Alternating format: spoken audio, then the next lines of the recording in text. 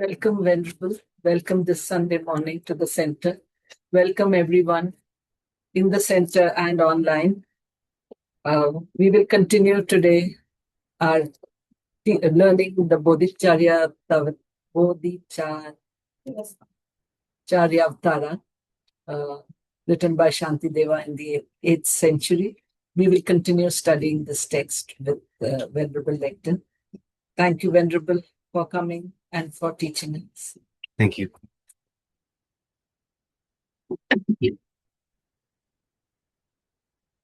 Welcome, everyone. Thank you for joining us today.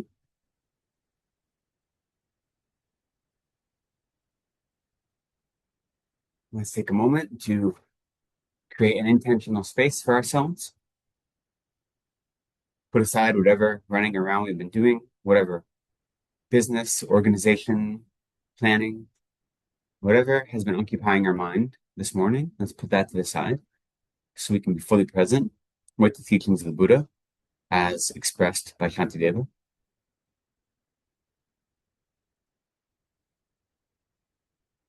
And once you've created an intentional space for your study, for your practice, let's go ahead and set a strong motivation.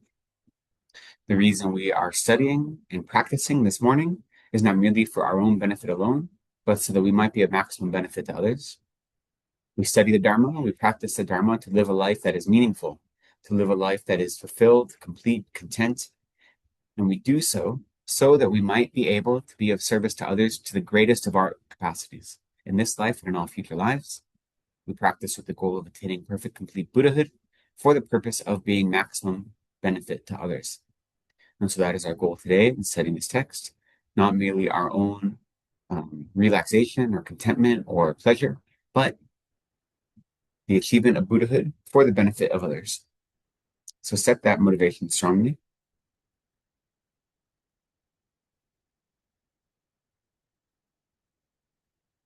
And we'll go ahead and offer preliminary prayers at the beginning of our session to help soften our minds a little bit and acquaint ourselves with the points of the path. Refuge, bodhicitta, with wisdom. So we'll start on page 34 of our golden prayer book here with refuge and bodhicitta, which we'll offer 3 times in Tibetan and then once in English. And then we will continue with the other prayers in English.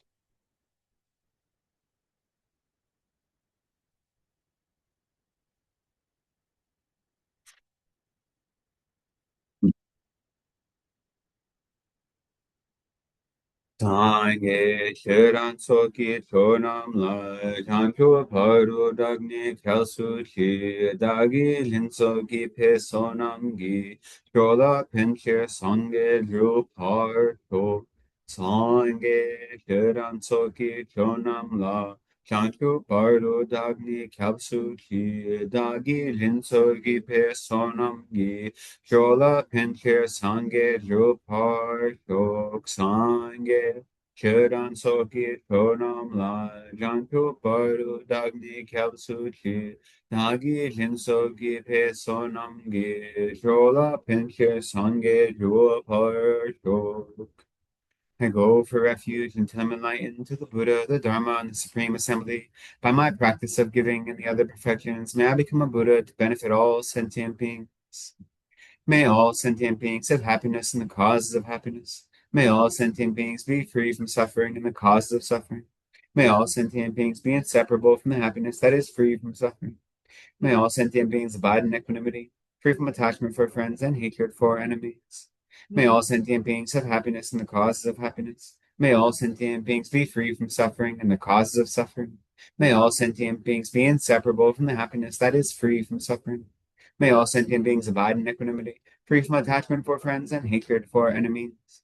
May all sentient beings have happiness and the causes of happiness. May all sentient beings be free from suffering and the causes of suffering. May all sentient beings be inseparable from the happiness that is free from suffering. May all sentient beings abide in equanimity, free from attachment for friends and hatred for enemies. Reverently I prostrate with my body, speech, and mind. I present clouds of every type of offering, actual and imagined. I declare all my negative actions accumulated since beginningless time and rejoice in the merit of all holy and ordinary beings. Please remain until the end of cyclic existence and turn the wheel of Dharma for living beings. I dedicate my own merits and those of all others to the great enlightenment. Now, mandala offering. We'll offer once in Tibetan and once in English. Again, we visualize the entire universe. Here, the symbology is the ancient Indian symbology of Mount Meru, surrounded by 4 continents. But we visualize the entire universe, and then in our minds, we purify it. So it has no stains, no faults, no obstacles. And that purified Buddha land, we then offer to all Buddhas and Bodhisattvas, so that all beings might delight in that holy place. We do this to request teachings and also to request the blessings of the Buddhas and Bodhisattvas.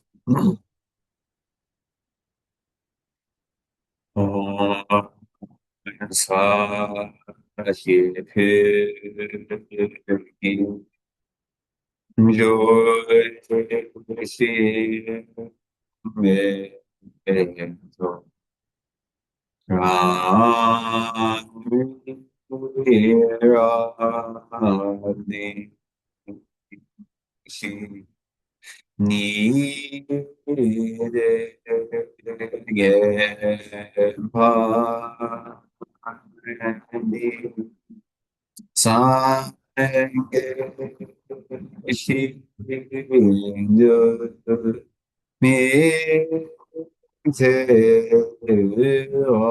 oi kyo da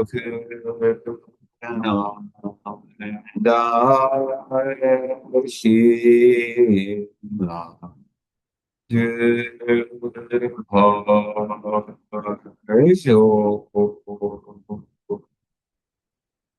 This ground, anointed with perfume, strewn with flowers, adorned with Mount Meru, the 4 continents, the sun, and the moon. I imagine this as a Buddha field and I offer it. May all living beings enjoy this pure land. Idam Guru Ratna Mandala Kamnaya Tayami. We'll continue with offering praise to Shakyamuni Buddha in our prayer book on page 73 rather.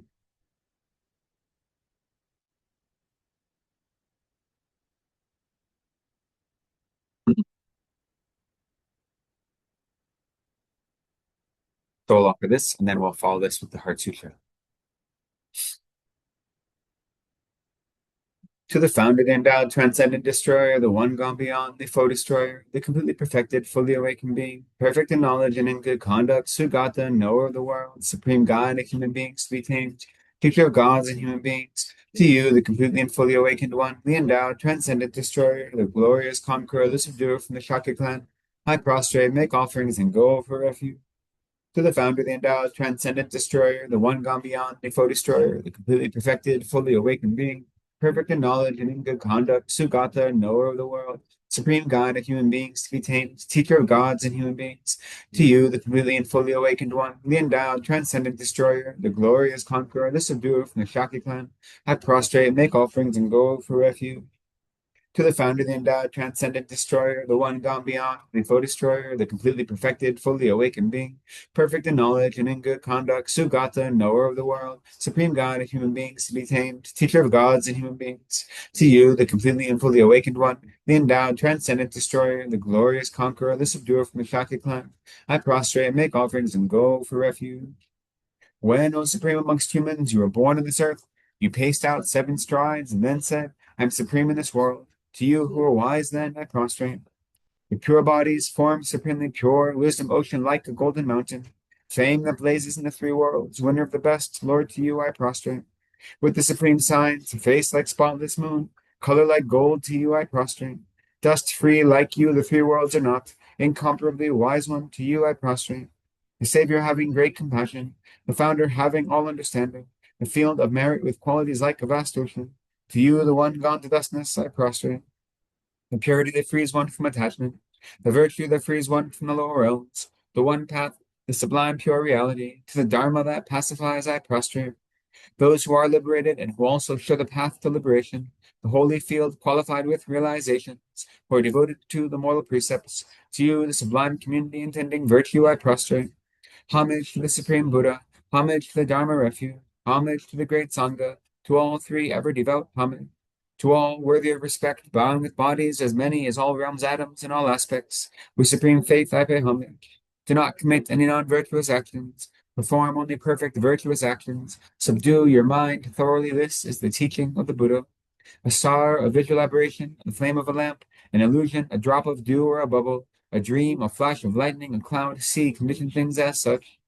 Through these merits may sentient beings attain the rank of all seeing, subdue the foe of faults, and be delivered from samsara's ocean, perturbed by the waves of aging, sickness, and death. I prostrate to the Arya triple gem. Thus did I hear at one time. The Bhagwan was dwelling on massive Vulture's mountain in Rajagriha, together with a great community of monks and a great community of bodhisattvas. At that time, the Bhagwan was absorbed in the concentration on the categories of phenomena called profound perception.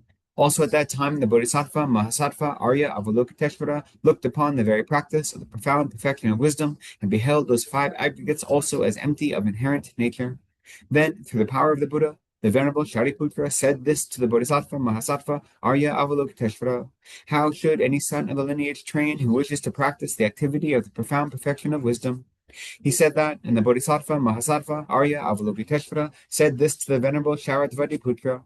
Shariputra, any son of the lineage or daughter of the lineage who wishes to practice the activity of the profound perfection of wisdom should look upon it like this, correctly and repeatedly, beholding those five aggregates also as empty of inherent nature. Form is empty. Emptiness is form. Emptiness is not other than form. Form is also not other than emptiness.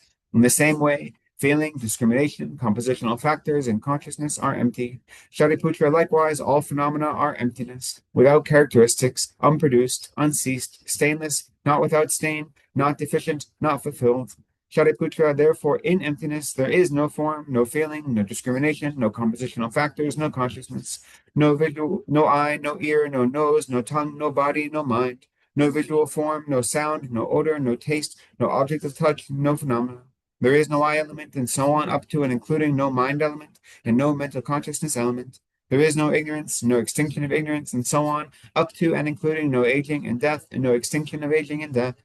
Similarly, there is no suffering, origination, cessation, and path. There is no exalted wisdom, no attainment, and also no non-attainment. Shariputra, therefore, because there is no attainment, bodhisattvas rely on and dwell in the perfection of wisdom, the mind without obscuration and without fear. Having completely passed beyond error, they reach the endpoint of nirvana. All the Buddhas who dwell in the three times also manifestly completely awaken to the unsurpassable, perfect, complete enlightenment in reliance upon the perfection of wisdom.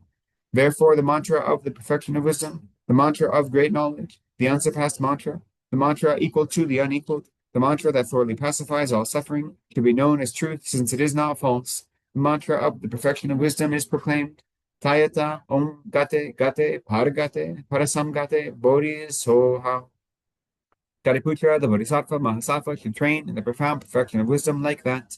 Then the Bhagwan arose from that concentration and commended the Bodhisattva, Mahasattva, Arya, Avalokiteshvara, saying, well said, son of the lineage, it is like that. It is like that. One should practice the profound perfection of wisdom just as you have indicated. Even the Tathagatas rejoice.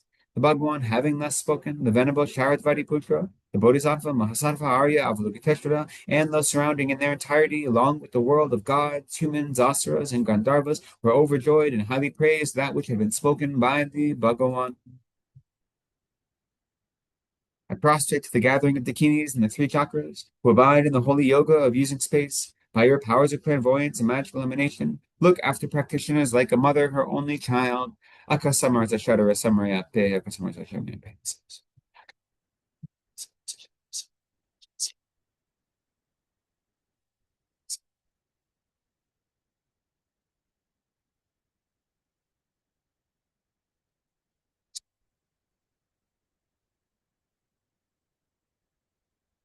Akasamarza Shadara Samaraya Pe. Tadyata Om Gate Gate Paragate Parasam Gate Bodhi Swaha. By the teachings of the three supreme jewels possessing the power of truth, may inner and outer hindrances be transformed, may they be dispelled, may they be pacified. Shintam Kuriye Swaha. May all negative forces opposed to Dharma be completely pacified. May the host of 80,000 obstacles be pacified. May we be separated from problems and harmful conditions to Dharma. May all enjoyments be in accord with the Dharma. And may there be auspiciousness and perfect happiness here, right now. Great. Thank you.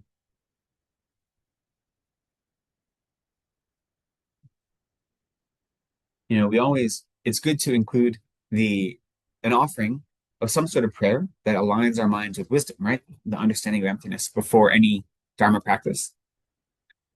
Even if you're just sitting down to do your daily meditation, if you don't have time to recite the whole Heart Sutra, it's good to do one practice of generating bodhicitta, even if it's at the 4-line verse of refuge in bodhicitta. And then, if nothing else, maybe recite the mantra from the Heart Sutra a few times and allow your mind to rest in the idea of emptiness. And that way, even if it's just 1 or 2 minutes, it doesn't add too much time to your daily practice. I know sometimes our daily practices, we have to carve out whatever space we can, right? But to do something with every one of our practice to incorporate the 2 elements of wisdom and compassion, or wisdom and method, right? Method being compassion and bodhicitta, is helpful. And, a lot of us, when you study emptiness, it can feel very overwhelming, right? Because it's so complicated. It's like the philosophical heart of Buddhist teachings. And when you take Bodhisattva vows, we even have a vow not to teach emptiness to those who are untrained, right? If you teach emptiness incorrectly, then it can lead to, falling into these nihilistic ideas. So because we're taught that, we're afraid of thinking about emptiness at all. But the truth is, emptiness is the only antidote to all of our afflictions. Understanding the nature of reality is the actual antidote that will uproot our afflictions. All the other antidotes subdue them, right? They'll subdue them, but the actual antidote is meditation on emptiness. And so emptiness, that's why after we recite the Heart Sutra, we recite this prayer to remove obstacles, because it's a realization of the nature of reality that helps tap into the truth of the teachings of the Buddha that helps overcome all of our obstacles, right? Which is why these 2 prayers always go together. There are different versions of this prayer, but there's, even at the monastery, when you recite the Heart Sutra, right away, you recite a prayer to remove obstacles. And you'll see the clapping is done differently at different monasteries. So Sarah J has an uncommon way. We wait to the end of it, and Sarah J goes, but they're the only ones that do it like that. And so then when we're in groups at Saralachi, which is Sarah May and Sarah J combined, you see some of the Sarah J monks forget that they're not at Sarah J, so they do it wrong. But so there's different ways to do it. So don't worry about if you're at a different center or a different place and the clapping is different. That doesn't matter. It's totally inconsequential, right? The externalization of the inner thought is all it is. But the point of it is recognizing how powerful emptiness is, right? And so it's useful to have it imbue all of our practices. I think I mentioned I studied a text when I was in grad school. We were studying different ritual texts and how to study ritual texts as a form of literature, because my teachers were nerds like that. And we studied a translation by Donald Lopez of different exorcism texts. And there's this one text for exorcism where all of the ritual, the entire ritual, it involved making these effigies and doing all this work, ritual work, but the main heart of it was reciting the Heart Sutra like 150 times or something. Like that's what the ritual expert did. I mean, there was other things going on in their mind, right? But the external ritual involved reciting the Heart Sutra over and over again, like because that's how powerful recognizing the nature of reality is, right? Meanwhile, I had a friend who attended not quite an exorcism, but the equivalent of one. He was at Norbolinka in Dharamsala, hanging out with some monks. He wasn't a monk. He was studying Tibetan, studying the Dharma, and he had friends who were there. And the Dalai Lama rolled in with an entourage, and he just like set up shop in the middle of their courtyard. And my friend's like, "What's going on?" And they're like, "Oh, we have some harmful spirits here that are causing problems for the monks. So the Dalai Lama is going to do an exorcism to get rid of these harmful spirits or to convince them to, leave or whatever like this." And so, we had a group of monks watching, but it wasn't a public thing. It wasn't an announced thing. So just like that, however many monks were hanging out watching. And His Holiness, they set up a throne, everything. He sets up, and there are different ritual elements you use for exorcism, including like a peacock feather and a skull cup and all these things. And they set all these things out in front of him. And His Holiness just pushes them all to the side and does this for like 15, 20 minutes like that. So my friend goes to one of His Holiness's attendants because he knows them. And he goes, "Well, I thought he was doing exorcism. What's going on?" And he goes, "Oh yeah, he is. He's just meditating on compassion." Right? And so for someone like His Holiness, he doesn't need all of the external things, right? Because he has the realizations that those external things aren't necessary. For us, they're necessary. And when we go to rituals with His Holiness, He uses them sometimes because us seeing Him use them can inspire faith in us, right? But for His own personal practice, He doesn't need those things, right? So He uses them when they're useful to whoever He's addressing His teaching towards, but for His own mind, He doesn't need it. So you can see the power of both compassion or bodhicitta and emptiness to overcome obstacles. But so that's why this is recited at the end of the Heart Sutra, and why it's important to begin any of our Dharma activities with those two accumulations of merit and wisdom.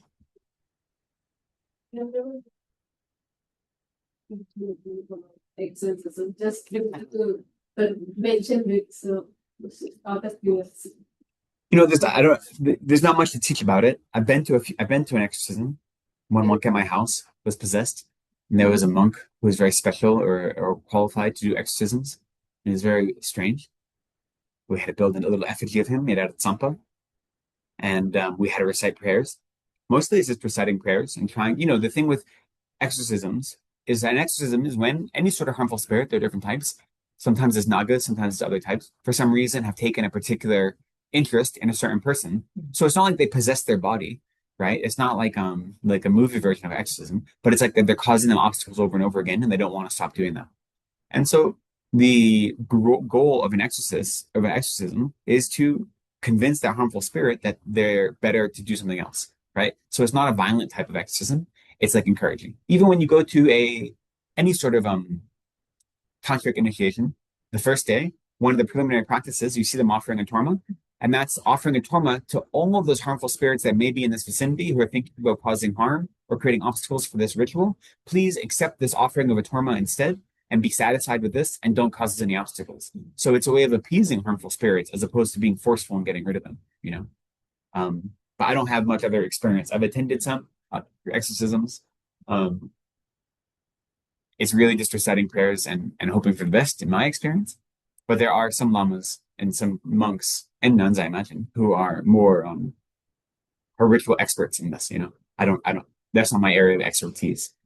Not as glory as they show in movies. No, it's nothing like that. It's nothing like that. You're still in a human body. The big thing about exorcisms in movies is all of a sudden they can do these things that the human body can't do, like have their head spin around, and you're all okay. Now you're in a corpse. Exorcisms aren't like that. It's just about it's about harmful spirits that are more interested in creating obstacles for you and trying to get rid of them. Many of us can be plagued by harmful spirits in general. The important thing, to be honest, this actually comes up in one of the verses. I don't know if it's this week or not. There are many circumstances where there can be harmful spirits or other interfering forces that are creating obstacles for us, but we can't ever we can't use that as an excuse, right? We still have to do the work ourselves to overcome whatever negative karma we've created in the past that causes these ripenings, and to make sure that our actions in this life are aligned with virtue and are aligned with the teachings of the Buddha, right? And if obstacles arise, whether they're obstacles that are due to interfering forces or just due to the conditions we're in, we have to then say, how do we take these obstacles and make them part of our path? If we say, it's not my fault I can't study, it's because I have these obstacles or these interfering spirits, it's not my fault I can't practice, it's this, and that's just, even if that's true, even if there are those obstacles, it's still incumbent upon us to then overcome them, right? And so exorcisms aren't that common, at least not these days. They happen once in a while, but it's more you have to do the work yourself, But no, they're nothing like the movies. How would you explain this being possessed by spirits or harmful spirits in a modern, I think that the attempt to explain it in modern psychological language wouldn't work. No, because you'd be denying that, we say there actually are harmful spirits that can possess people, and to say possess them doesn't necessarily mean take over their body. It can maybe, I know a woman who, when I was in Boston, Lama Zopa said she was possessed by a powerful naga, and she would attend. Her and her husband was very strong devotion students of Lama Zopa Rinpoche, and but almost at every teaching she would have seizures, whether it was with His Holiness or with the Lama Zopa Rinpoche teaching. She didn't have seizures outside of those teachings. She only had seizures when she was at Dharma teachings, because this naga that was possessing her didn't want to be sitting through these Dharma teachings, right? And that's what we were told. And so her body was under the control in that way, right? So that's possible, but more often there are these harmful spirits that, due to their own karma have some sort of connection to us, right? So some sort of connection in the past, not necessarily this life, but in past lives, we had some sort of connection. So they're drawn to us, and their motivation is to just cause harm and create problems because that's the karma they were born with, right? And so whether they're possessing our body or just kind of existing in the same sphere as we are, creating obstacles for us. Like if you try to use psychological language for that, you're denying the reality of it. In the same way, if you try to use psychological language to talk about the 6 realms of rebirth, we say that there actually are 6 realms of rebirth. It's not like this is like being in a hell realm or like being born as a hungry ghost. We say, no, you can actually be reborn in those realms.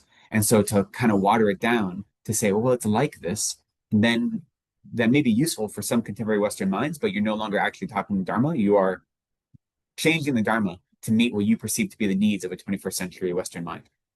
But again, if the talk of exorcism and possession is not helpful to you, then just ignore it. This is not what I wanted to teach about today. Sorry. It can be a big distraction, right? It's very shiny and exciting, but it's kind of incidental. The important part is that whatever obstacles we experience, A, we've created the causes for those obstacles to arise in our lives, and B, we have the power to overcome them. Like our minds are powerful enough that we can overcome any obstacle, right? External or internal obstacle. That's the whole point of the Dharma. That's the whole point of having refuge in the Dharma and in the Triple Gem, is that we have the capacity to overcome any obstacle, right? No matter how great it may seem, how overwhelming it may seem, external or internal. So the only utility in understanding that these things exist is just to recognize that this isn't our fault. Like in this life, sometimes these obstacles do arise and they don't always take the shape we would expect them to. But if you focus on the supernatural elements of it, then that isn't really, for me personally, that isn't helpful. Like I know they exist, I acknowledge them, and if a certain teacher says, hey, pay attention to this, then I will. But in general, it's just something that's on the periphery of my knowledge to remind me that I have to do the work to overcome obstacles because there are obstacles that I could not foresee that I may or may not experience. So that's the way I kind of relate to it. And I only bring it up here just because it's interesting to me to see an exorcism ritual that's based on the Heart Sutra of all things. Like that is what I think is most exciting, is how powerful this simple text, I mean, it's not simple, but the short text describing emptiness is so powerful. And the realization of emptiness is so powerful that it's not just about us overcoming our own afflicted minds, but it is powerful enough to help convince other sentient beings who are causing harm to cease causing harm. So that is the only reason I even brought this up, because I think we're not used to thinking of the Heart Sutra being used in that way. Okay, I've nothing like starting off my digressions right in the beginning of class instead of waiting to the end. So we're close to the Day of Miracles. We're still within the days of miracles, the first 15 days of the new year. The actual Day of Miracles, which is the 15th day of the Tibetan New Year, is on Tuesday. Do we have anything planned here for the center? Yeah, Alice is leaving us. We're doing something online. So we have some online plans for the 15th. We had hoped to do the Aloke offering celebration today, but we just couldn't line it up because there are other factors we had to do, so it couldn't happen. So that's going to be in 2 weeks, which is the next time I'm here in person. So there will be an Aloke offering then, kind of in recognition of the 15 days of miracles, even though it's a little delayed. But so I encourage us to use these last few days of merit multiplying days to engage in as many virtuous practices as possible, whether it is involved here at the center, online, or even on your own, just to use these days as best we can. But we will do an offering here, a special ceremony, in 2 weeks. And what I was thinking is, the Aloke offering ceremony isn't going to take up the whole Sunday morning time period that we usually use. So I'll do a teaching beforehand. And I was thinking what I would do is maybe offer Bodhisattva vows at that time. And so we'll talk about the Bodhisattva vows in brief a little bit, and then do a Bodhisattva vow ceremony then, if people are interested. So that's why I'm saying this now, so people can prepare. You're allowed to study the Bodhisattva vows before you take them. So if people have never taken them before, I encourage you to study them, to know what they are. The FPMT, you can go to the FPMT store. Ooh. Thank you. If you go to shop.fpmt.org, I think is their website for the store. It's free, but there is I don't know what it's called, but the title I have is called the Bodhisattva Vows. Thank you. We might have copies here. Those who are online, you can download it as well. The PDF is available for free. You have to go to the FPMT shop, but you pay $0 for it. So you can just search for the Bodhisattva vows, and it has the 18 root vows, the 46 secondary vows or branch vows, and explanations of them. So you can study them on your own. We'll have some discussion of them on the day before I offer them. I'll also mention this next week. The thing to know about the Bodhisattva vows is that when you take the Bodhisattva vows, you don't have to take them from an individual, right? So for those of you who have studied Guru devotion, how to properly rely on a Guru, you know that there's a difference between a spiritual instructor and a spiritual friend. Spiritual friend being a Lama or a Guru. If you take the Bodhisattva vows from a Guru, again, we also know from how to study, how to rely on a spiritual friend. There's 3 types of Gurus, right? There is we say a Vinaya or a Pratimoksha Guru, a Mahayana Guru, and a Vajrayana Guru. So this would be a Mahayana teacher. If you were to take me as a teacher as part of this, when you take someone as a Mahayana teacher, you don't have to see them as a Buddha. That is not a requirement. That's only a requirement for Vajrayana teachings. It's often advised to take your Mahayana teachers in that way, but you don't have to. You have to see them as representing the teachings of the Buddha in the world and the teachings of the Buddha and Bodhisattva. So if you have studied proper Guru devotion and you have taken teachings with me before, you can take the Bodhisattva vows from me. If you're not interested in doing that, though, you can take the Bodhisattva vows from the Buddhas, right? So you can visualize the Buddhas behind me, especially Chenrezig or Shakyamuni Buddha, and I act as an intermediary for them. So you don't have to take me as a Guru to take the Bodhisattva vows as part of this ceremony. That's not a requirement, right? And if you've already taken the Bodhisattva vows, it's just an opportunity to renew them. If you haven't taken them before, and if you haven't taken the layperson vows, the Bodhisattva vows are built on top of those, you can still be part of the ceremony and you can still aspire to the Bodhisattva vows in the Buddha. So we're going to do that on the in 2 weeks. Okay. And if you're online, you can do it as well. It's not something just in person. Anyone that is in person or online can do that. So that'll be part of the Aloke offering. The Aloke offering itself will be the second half. That'll happen in the first half. And I'll give a brief introduction to the vows then, but it's worth studying them on your own if you haven't studied them before, right? Because you take the vows for life. So you want to know them. Okay. With that said, so the text we study on Sunday mornings, and the real goal of our practice, is to live our lives like a bodhisattva, right? And so that really begs the question, what does it mean to live like a bodhisattva? And Shantideva gives us his guide, his example. And we see other texts like Togme Zampo's text, 37 Practices of a Bodhisattva, is also what it means to live life like a bodhisattva. Which means to practice the 6 perfections. Yes, that's the heart of it.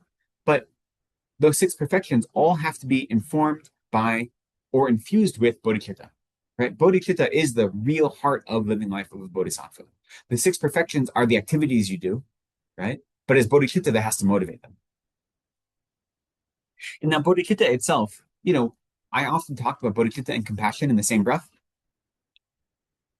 but they aren't the same thing, right? Compassion is the wish for others to be free from suffering and the cause of suffering. We can generate compassion quite easily. Great compassion is compassion that has as its object all sentient beings without any exemption. And great compassion is a necessary fundamental cause of bodhicitta, right? Bodhicitta is the wish or aspiration to become a Buddha for the purpose of eliminating the suffering of all sentient beings. So bodhicitta is an aspirational mind, right? That is wishing for you to achieve Buddhahood, perfect, complete Buddhahood, for the benefit of other sentient beings so you can eliminate their suffering. So you can see how compassion has to come first, the actual wish to free them from their suffering and the cause of suffering, right? But bodhicitta isn't the same thing as compassion, right? They go together, they're hand in hand, and we often talk about them in the same breath. When I talk about the two collections, the collection of wisdom and the collection of merit, then the merit I say is compassion or bodhicitta, like that. It's both, but they're not the same thing, right? So just remember the difference. So the real life of a bodhisattva is to make sure everything we do is infused with bodhicitta. So this text is teaching us one way of doing that. There are other texts that teach us the same. And the truth is, when you live a life that is entirely motivated by compassion and bodhicitta, that's the most rewarding type of life you can lead. It really is. But it doesn't mean it's easy, especially not in the beginning, because we're not used to it. We're used to having compassion for people we care about. We're used to looking at, I have a friend who, he's kind of like a grumpy old man.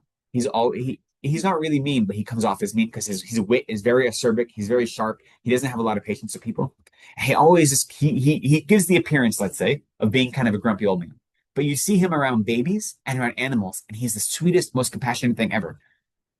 And I was speaking to his wife once, and I was like, how come he's like that around babies and animals, but like around other people, he's a jerk? And he's a good friend. Like, he's one of my best friends, so I can say that. And his wife's like, because they don't argue with him. That's why. Like, you know. And I was like, oh. But right, so the point though is it's easy to have compassion towards people that don't argue with us, you know, to those we care about already, to animals that are suffering. It's very easy to see them and develop compassion. Very, very easy, right? And that's good. Like, it's good that it's easy. But then we have to say, okay, how can I then apply that to all sentient beings, including those I don't know, including those I've never met, including those who harm me, including those who harm others. You know, when we do our beginning prayers, we offer the 4 immeasurable thoughts. May all sentient beings have happiness and its causes. May all sentient beings be free from suffering and its causes. Not just the sentient beings I like. Not just the sentient beings that are kind, nice people.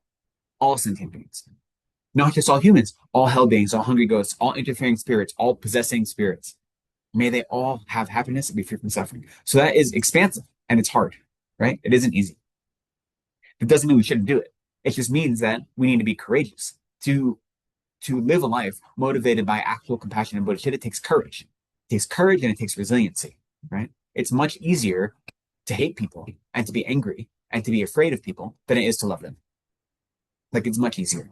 Now, again, having these minds doesn't mean that our external activities are always going to change, right? If someone's causing physical harm, you're not going to be like, oh, I love you and I have compassion for you, therefore keep doing whatever you're doing, right? It's not saying that, right? But it is saying before we engage in any sort of mental any sort of vocal or physical activity in response to them, we recognize that it's motivated by compassion, not by our own desire for happiness, not by our own desire to punish them, not by any of those things, right? You know, when you hear the story of in a past life when the Buddha was a Bodhisattva and he was on a merchant ship that had 500 merchants on it, and it was overcome by a pirate who was going to kill all of them, and out of his compassion, he killed the pirate. It wasn't because he was saving the lives of the 500 merchants. It's not because of his compassion for the 500 merchants. It was because of his compassion for the pirate, recognizing that if you kill these 500 merchants, the amount of lifetimes you'll be spending in hell realms are so infinite, that suffering is so great. That's what his compassion was for. He had compassion for the 500 merchants, yes, but that wasn't what motivated him to act. It was compassion for the pirate who was going to engage in such a violent act that he would create infinite amounts of suffering for himself, right? So when we think about how we react towards others who are causing harm, it has to be out of compassion. Now, most of us don't have the capacity to engage in some sort of harmful activity like that, like to kill a pirate, like the Buddha did, without actually having minds of anger and other afflicted minds associated with it. So I'm not advocating we do that. I mean, I'm a prison abolitionist, so obviously I'm not advocating for that. But I am showing that, like, where our compassion is, we have to be very clear that our compassion is for all sentient beings, and our actions should be for those causing our compassion rather should be for those causing harm first and foremost when we're engaging in activities toward them, right? It's important. It's easy to have compassion for those who are being oppressed and marginalized, and we should, 100% should. But that doesn't mean we don't have compassion for the victimizers as well, you know? And then how we act on that is going to depend on the circumstances and what's going on in our lives, right? And what resources we have available to us. Now, here's the thing. When we study the Dharma, it's easy to say, well, yes, of course, compassion and bodhicitta create the most rewarding life, but that doesn't really apply to my life. My life is special. I have special circumstances. What about this one thing in my life, right? It's so easy, right?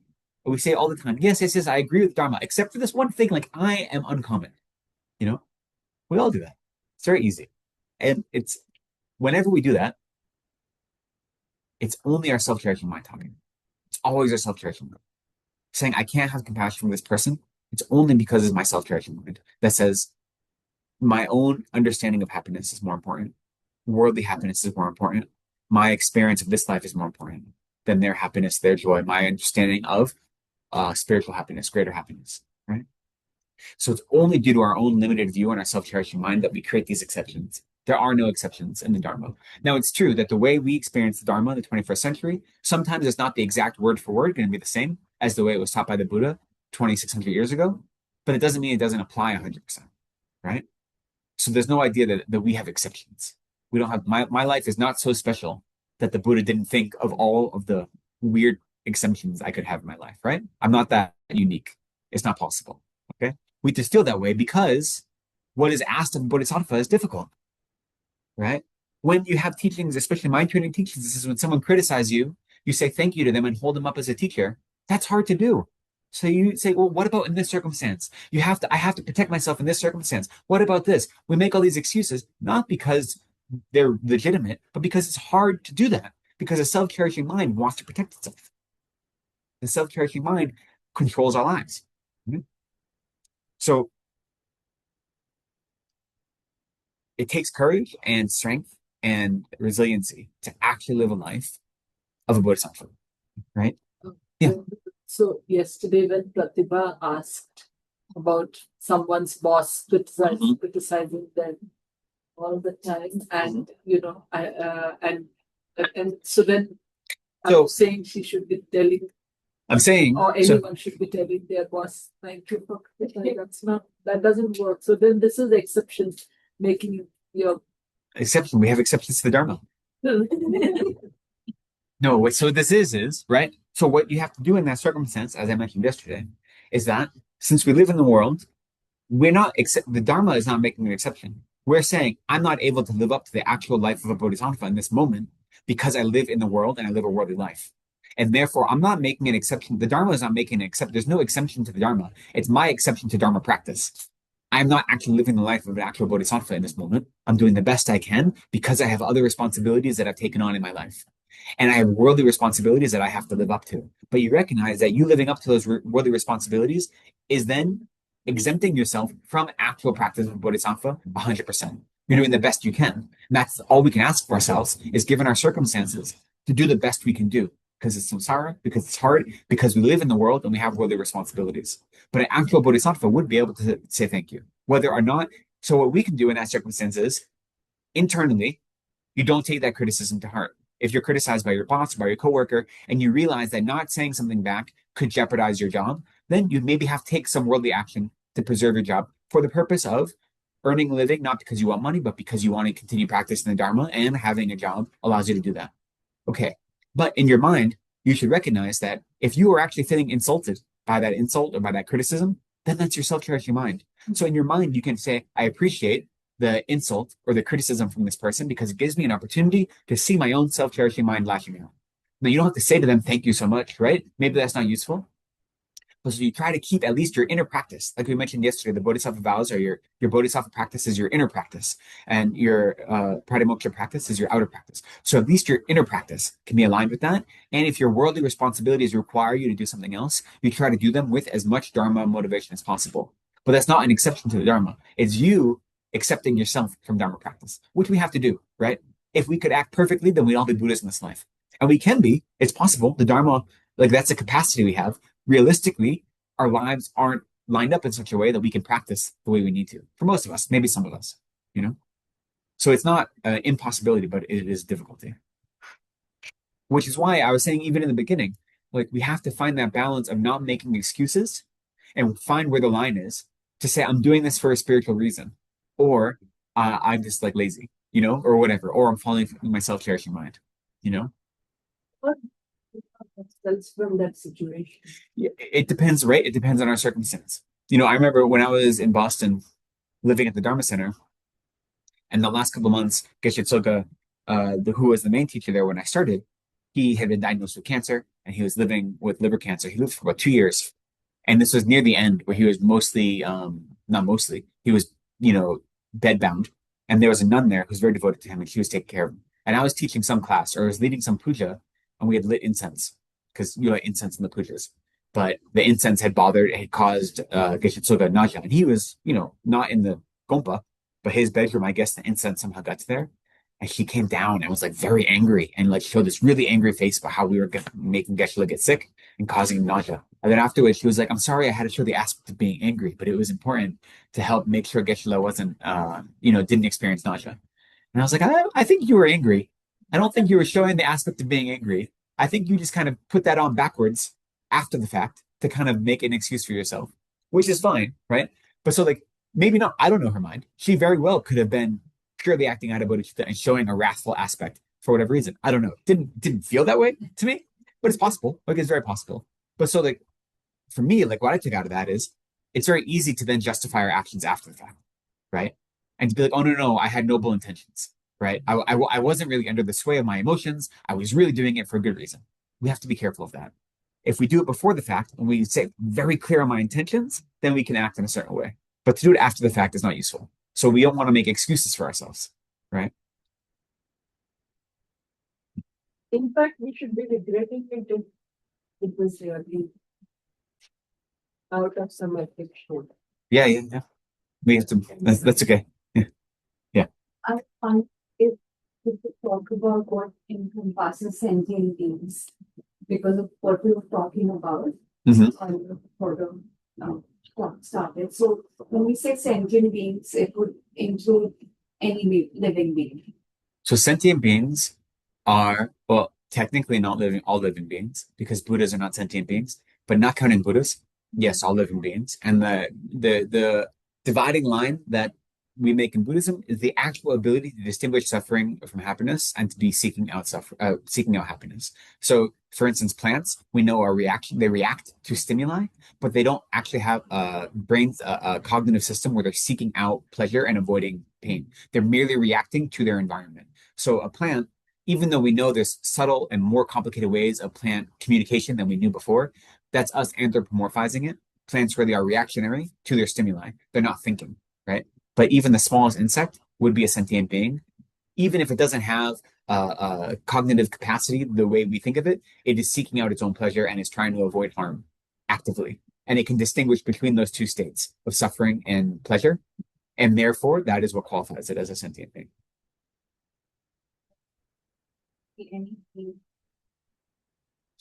I'm not, I wouldn't, I mean, jellyfish don't have nervous systems today, but they're sentient beings. So when we get to biology, I'd get I'm sketchy. And to be honest, I have llamas. I've met llamas and teachers that are also like in there are different opinions. There are some people who say that like the bacteria in our body are also sentient beings. And others say, of course not, that they are similar to plants, right? And we can say things like if you have tapeworms or things like that, that's definitely a sentient being, but you still have to do something about it because otherwise you get sick and die. But if you just have a sickness and you have some bacteria, can you take antibiotics or not? And there are some teachers who say, really, you shouldn't because those bacteria might be sentient beings.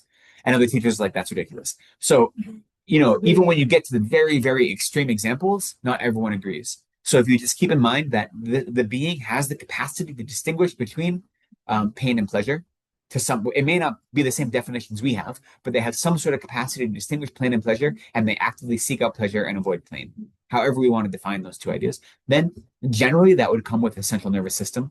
But we can see, especially deep sea life, that don't have it, and the general nervous system of like a jellyfish or a worm is different than the central nervous system of a vertebrate. So on a biological level, it can be very difficult, But the one thing to accept is that plants don't. That's the big one I know a lot of people have a hard time with.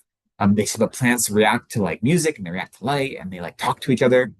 They don't talk to each other. They like pass electrical communications. If we ever find out, if science is able to prove definitively that certain plants have an ability to actually be sentient, it would cause a lot of problems for us. But then we'd have to readjust the way we relate to them with that recognition. But right now, at least Buddhist cosmology and the Tibetan or all Buddhist understanding is that plants are not sentient. They just are reactionary to external stimuli. So mere reaction to external stimuli doesn't create sentience. It's an actual active recognition of the distinction between pleasure and pain, suffering and happiness, and seeking out one, avoiding the other. AI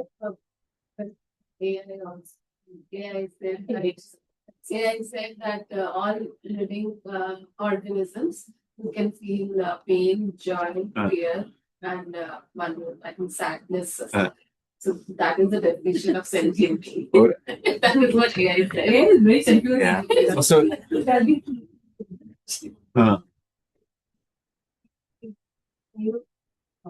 care for all sentient beings, right? exactly. Without prioritizing ourselves. So the example we use, and this is a hard one, but we should care for every single sentient being the same way a mother cares for her only child. We should have that level of love, dedication, and commitment to every single sentient being. And I don't have children, so I don't have a personal experience of that. But those who have children know how like deep that experience can be, and I can have a sense of it from observation. Yeah, we have to have that for every sentient being. That's hard, right? That's hard, but that's what bodhicitta is that sense for every sentient being.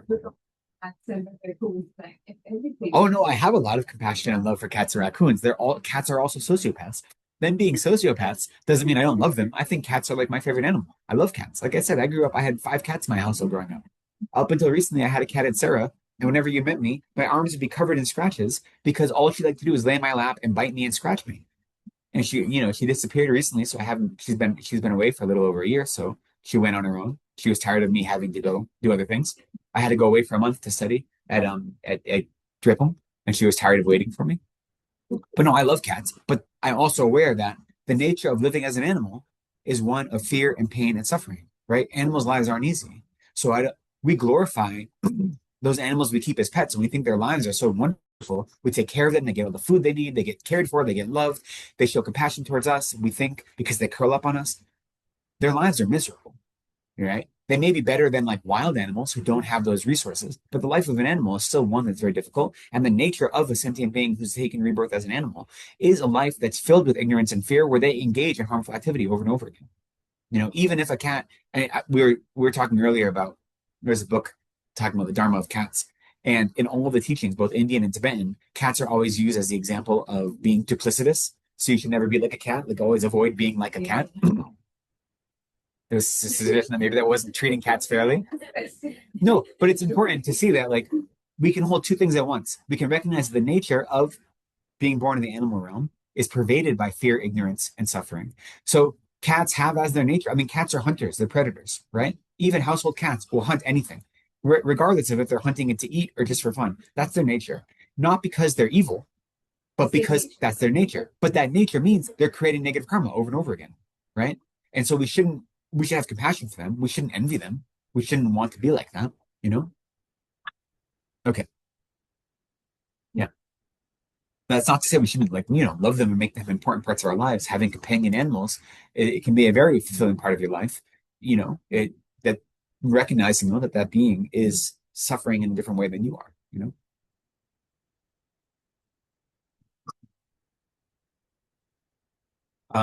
Okay. Let me try to see if I can get back on track.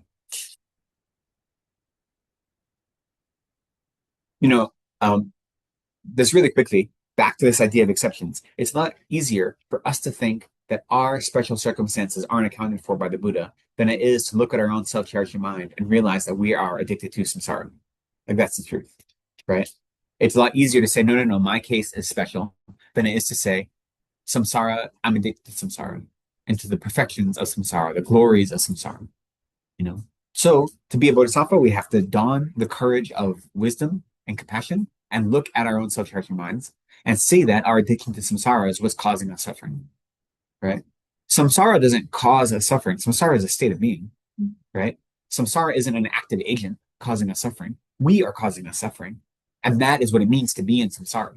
But it's not like there's some active, samsara is some active thing, right? It's us creating suffering for ourselves.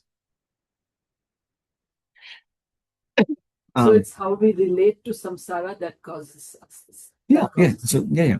I mean, since we are born into samsara, then we are under the power of karma and delusions, right? And so the past negative karmas we created are what ripen as different circumstances. That is samsara.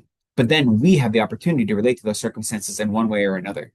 So since we're born into samsara due to our past actions, that we can't avoid the fact that as samsaric beings, we're going to age, get sick, and die, right? Those are 3 inevitable things for all of us. Other external circumstances, maybe we'll avoid, maybe we won't. Sometimes we can actively avoid them, sometimes we can't.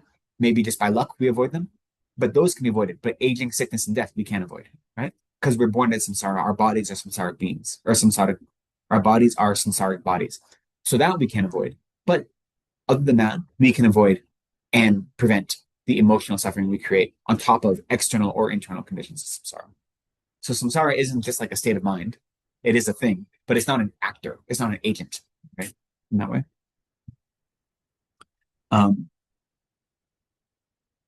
So the one other thing I wanted to say before getting to the text is that jumping over some of what I had planned on talking about is that recognizing all these things I was talking about earlier isn't enough. We have to actually bring them into our life, and that's the role meditation plays, right?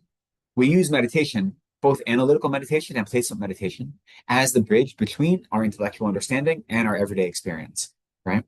And so even just placement meditation, what that does, so meditation where we develop concentration, right?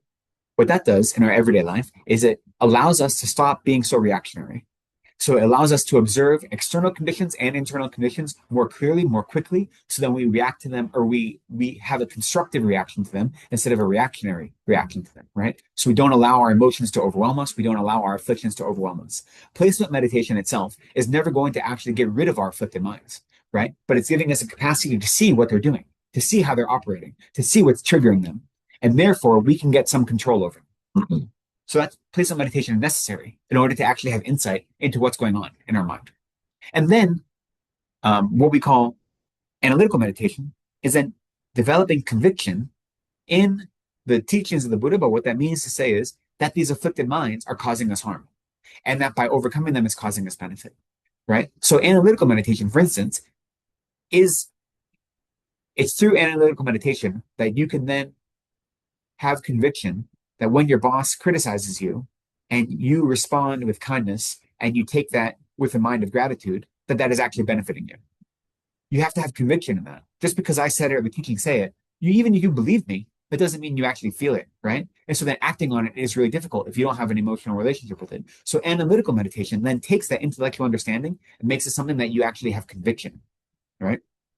And then, so once you have conviction that the afflictions only cause suffering, they don't bring about happiness, and that anything you can do to avoid and overcome the affliction does bring about happiness, that comes through analytical meditation. And then we have a meditation that really doesn't fall into those two. We often say there's two types of meditation, analytical and placement. There really is a third kind.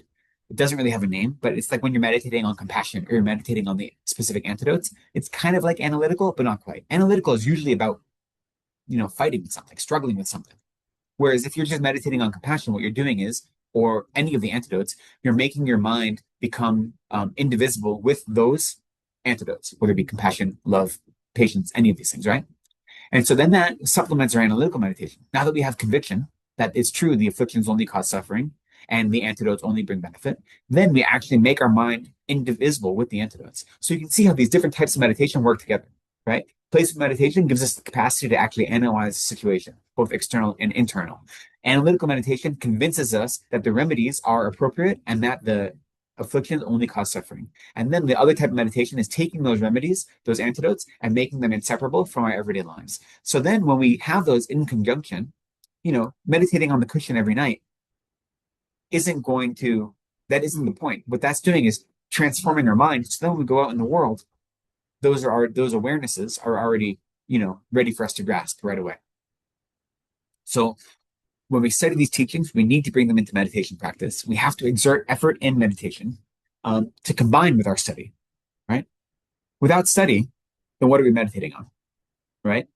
You can meditate on placement meditation if you want and get really great concentration. That's wonderful. You don't have to be Buddhist to develop calm abiding. Anyone can do it. It's not very helpful if you don't know what to do with it, right? If you have a perfectly clear mind that's single pointed, but you point it at the wrong things, then what use is that, right? So it's not no use, but it's not a lot of use. Okay. So you need to combine study, which you're all doing because you're here, but you have to combine study and meditation. They have to work together, and you have to recognize that they're not really indivisible. That as you're studying, that's a type of meditative practice because it's feeding your meditation. And when you're sitting on your cushion, it may not be going through the books, but it is engaging in your critical mind that's engaging in a type of study as well. So to distinguish those two and say that they're always separate and they're different corners of the room is not accurate. Okay.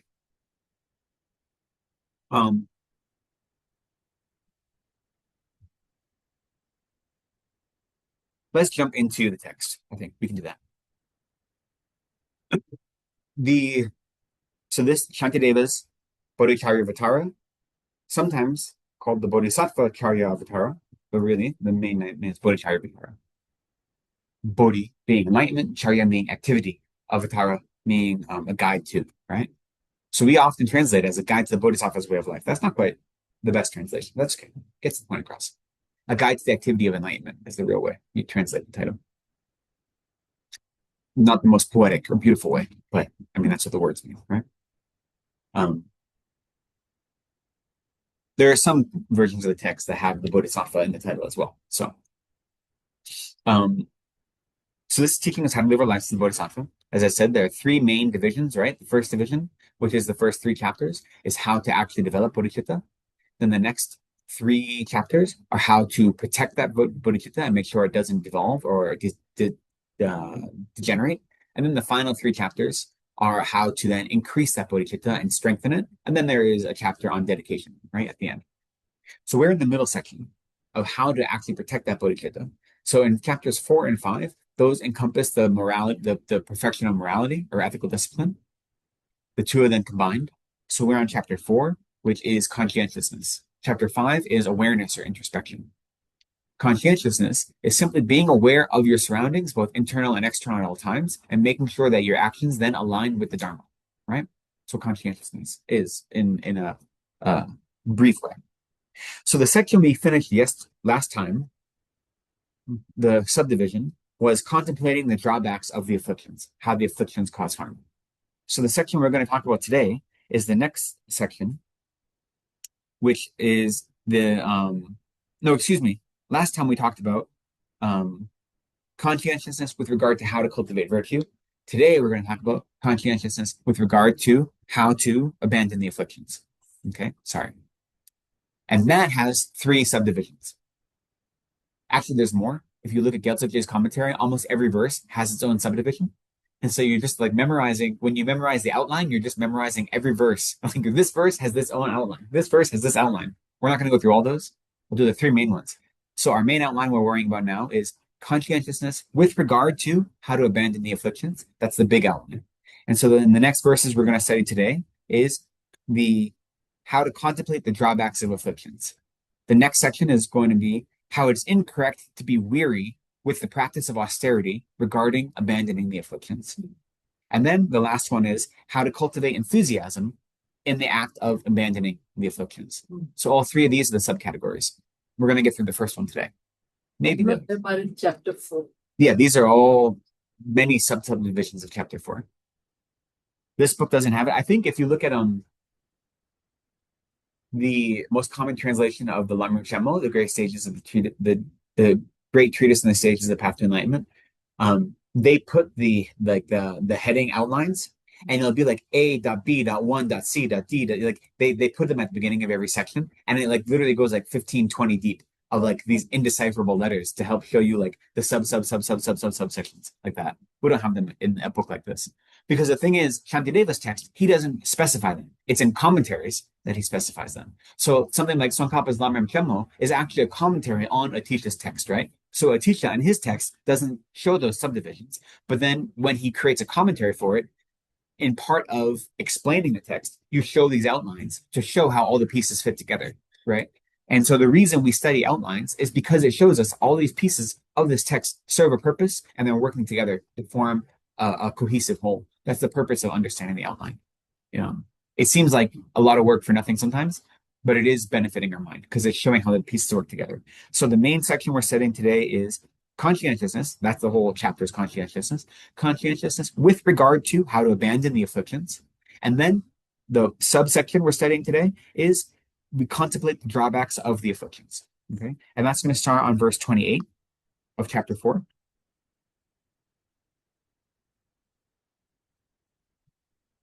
And so what I thought we'd do is read this whole section and then we could talk about it. So that's going to be verses 28 through 36. Okay. So let's read these together and then we'll go through them one by one. But we'll read them all together first. So starting with 28. Although enemies such as hatred and craving have neither any arms nor legs, and are neither courageous nor wise, how have I, like a slave, been used by them? For while they dwell within my mind at their pleasure, they cause me harm. Yet I patiently endure them without any anger. But this is an inappropriate and shameful time for patience. Should even all the gods and demigods rise up against me as my enemies, they could not lead nor place me in the roaring fires of the deepest hell. Yet the mighty foe, these disturbing conceptions, in a moment can cast me amidst those flames, which, when met, will cause not even the ashes of the king of mountains to remain. All other enemies are incapable of remaining for such a length of time as can my disturbing conceptions. The enduring enemy has neither beginning nor end. If I agreeably honor and entrust myself to others, they will bring me benefit and happiness. But if I entrust myself to these disturbing conceptions in the future, they will only bring me misery and harm. While in cyclic existence, how can I be joyful and unafraid? If in my heart I readily prepare a place for this incessant enemy of long duration, the sole cause for the increase of all that harms me. How shall I ever have happiness if, in this net of attachment within my mind, there dwell the guardians of the prison of cyclic existence, the disturbing conceptions that become my butchers and my tormentors in hell?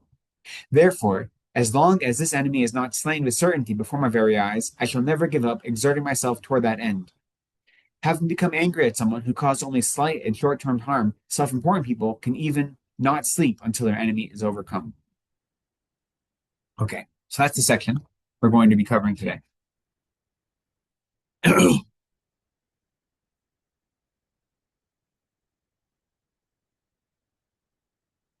So this first verse, although enemies such as hatred and craving have neither any arms nor legs and are neither courageous nor wise, how have I, like a slave, been used by them, right? So it's the heart of this teaching, right? It's understanding that our real enemies are the inner enemy. The heart of them, we could say, the cause or the root of samsara is the self-grasping mind, but we often say the cause of all of our suffering, which is one step removed from the self-grasping mind, is the self-cherishing mind. From the self-cherishing mind, we have all of the other afflictions, right? It's one way to understand. All they do, here, what are the examples? Hatred and craving. All they do is cause us harm. Those are our real enemies. But they don't have any bodies. They're not embodied beings. They're not the ones that can cause physical pain to this body.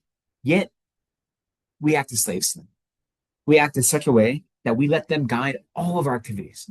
And we do it without even thinking about it. Or we're grateful for it. We're happy to have anger sometimes. Right? We feel like anger fuels us. We feel like our desire motivates us. Right? So how is it the case that this thing, which has no physical control over me, doesn't even have a body, I allow it to overwhelm me? I allow myself to become a slave to it. So here he's talking not just about the self-cherishing mind, which you can consider as like the general, but all of the 6 root afflictions and the 20 secondary afflictions, right? We can talk about those in a moment, I think. We can talk about them now if we want. But the important thing to recognize is that the afflictions, they aren't given to us by others, right? We cultivate them. We seek them out. We may have a propensity for them due to our past karma, but it's us that's creating them. You can't give me attachment. A beautiful person isn't the one causing me to lust after me, right? An enemy harming me isn't causing me to generate hatred, right? Those are the conditions that may make it easier for those emotions to come up, but they aren't the cause of it. I'm the cause of it, right? So we have to remember that the external experiences are merely the condition, that the afflictions come from our mind. We create them. And we also have to remember that the afflictions don't have a single good quality. That is emphasized again later. There's nothing beneficial about the afflictions. Right? So we can talk quickly. If we study mind and mental factors, then we can understand all of the afflictions more specifically. But today, let's talk in brief. First off, we can say that the root of samsara is self-grasping, right? That's the main affliction. From that comes all of our other afflictions, the grasping at the I as truly existing and grasping at all phenomena as truly existing, okay? So self-grasping, a phenomena and a person is the main affliction. But then from there, we say those are the 3 poisons, right? The 3 root delusions, we often say, which cause us to cycle in samsara, which is ignorance, which is self-grasping, and then desire and hatred, or desire and anger. The translations differ, right? But anger and hatred mean the same thing. They're different words, shedang and tripa in Tibetan at least, and they're different words in Sanskrit as well, but they're synonyms. And then desire or lust or attachment. So those are the 3 poisons. However, when we look at, so ignorance, often called delusion as well, and specifically referencing not understanding the nature of reality, so self-grasping, and then attachment, and then anger. Attachment sometimes is called craving or lust or desire, and anger is sometimes called hatred, but they're the same thing. Those are the 3 roots. So where does fear fit into? Give me a second. So those are the three root. And if you look at, we have a wheel, a CKSL Corla, right? The wheel of existence, and you see the three in the center, right? That's okay. But you've seen like the wheel of existence that shows rebirth in the center, there is the pig, the rooster, and the snake. Those are representing the three root poisons that serve as the hub that cause the wheel of samsara to constantly cycle. And in the correct depictions of it, you see that the pig, which represents ignorance, has in its mouth the snake's tail and the rooster's tail as well. So the snake representing hatred and the rooster representing desire, both come from the pig. There are some versions that show them in a circle, so they're all linked in like a circular link. Though that's an incorrect depiction. The depiction should be in the pig's mouth, both the others come from. So ignorance is the actual cause of desire and attachment, but they're so primary that they're considered the three root poisons. Then when we study the mental factors, we say, well, there's rather six root mental factors, afflictions, 6 root afflictions, and 20 secondary afflictions. So the 6 root afflictions take those 3, right? Attachment, anger, and ignorance, and then they add to them pride, and we have a new teacher who's going to be offering some preliminary teachings here. So I can so we have not jealousy. No. So they are pride, afflicted doubt, and wrong view. So afflicted doubt is doubt about the nature of reality and doubt about the Dharma, not just doubt in general, right? And wrong view. And then wrong view is often divided into 5. Not often, it is divided into 5.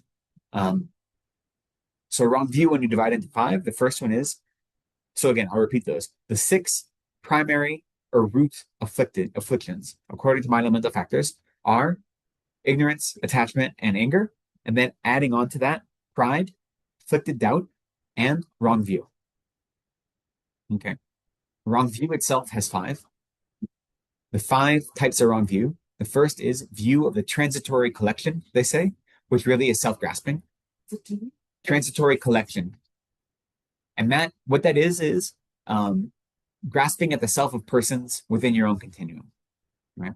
So that's self-grasping at the self of persons within your own continuum. Transitory collection.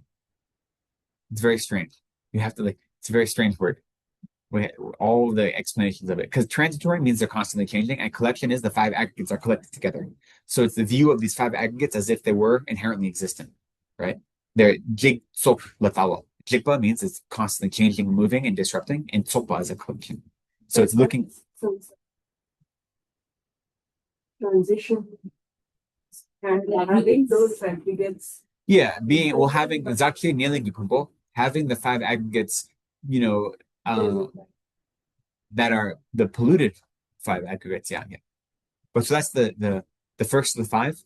And then you have the extreme views, which are either views of that everything exists exactly as it appears, or nothing exists at all. So eternalism and nihilism, they count as one. They're called extreme views.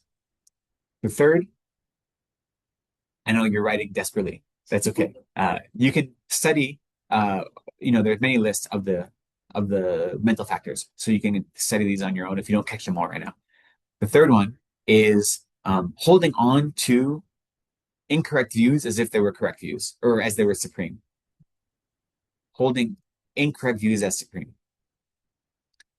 The fourth one is holding incorrect ideas of morality and austerity supreme, which is like, for example, when the Buddha before he became Buddha and he was fasting every day, to believe that to starve your body is the correct way of engaging in reality.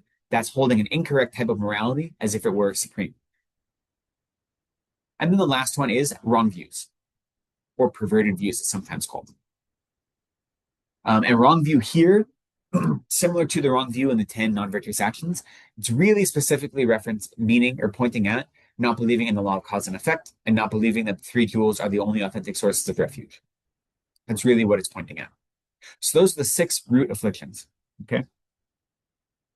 And it's important to know them just because we can see them acting in our life all the time.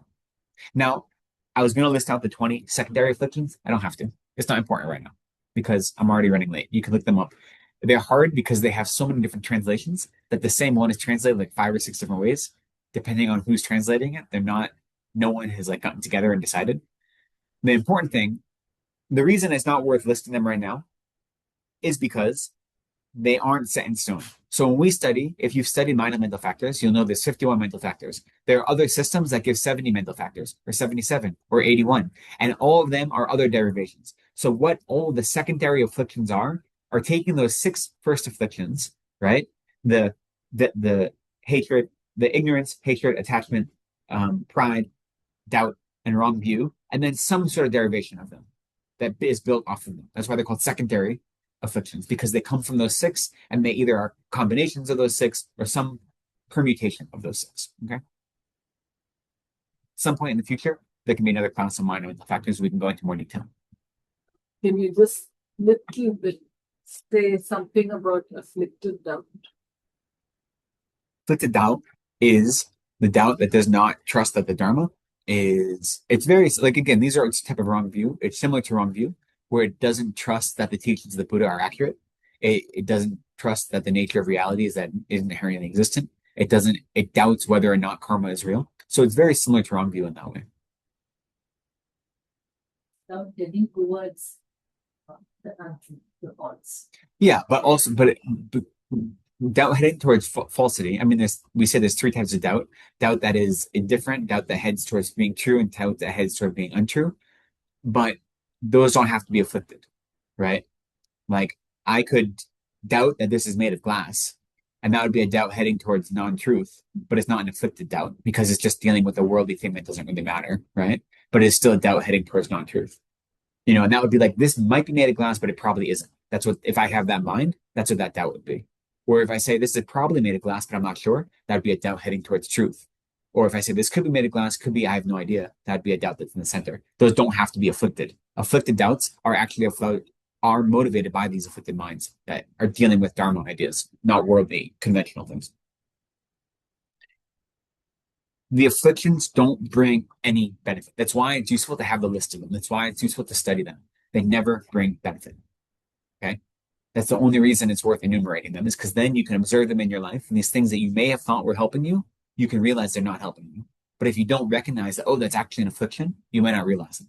So the reason for studying these secondary afflictions, or all of the permutations of the afflictions, are to recognize them as afflictions, that they're not actually helping you, right? So that's the reason that there are these long, exhaustive lists, right? Yeah. If one understands emptiness Mhm. and meditates in that, doesn't it cut through all of this? Yes. Like, So emptiness is the actual antidote that uproots the view that grasps the self as real. And by doing that, all the other afflictions are cut, right?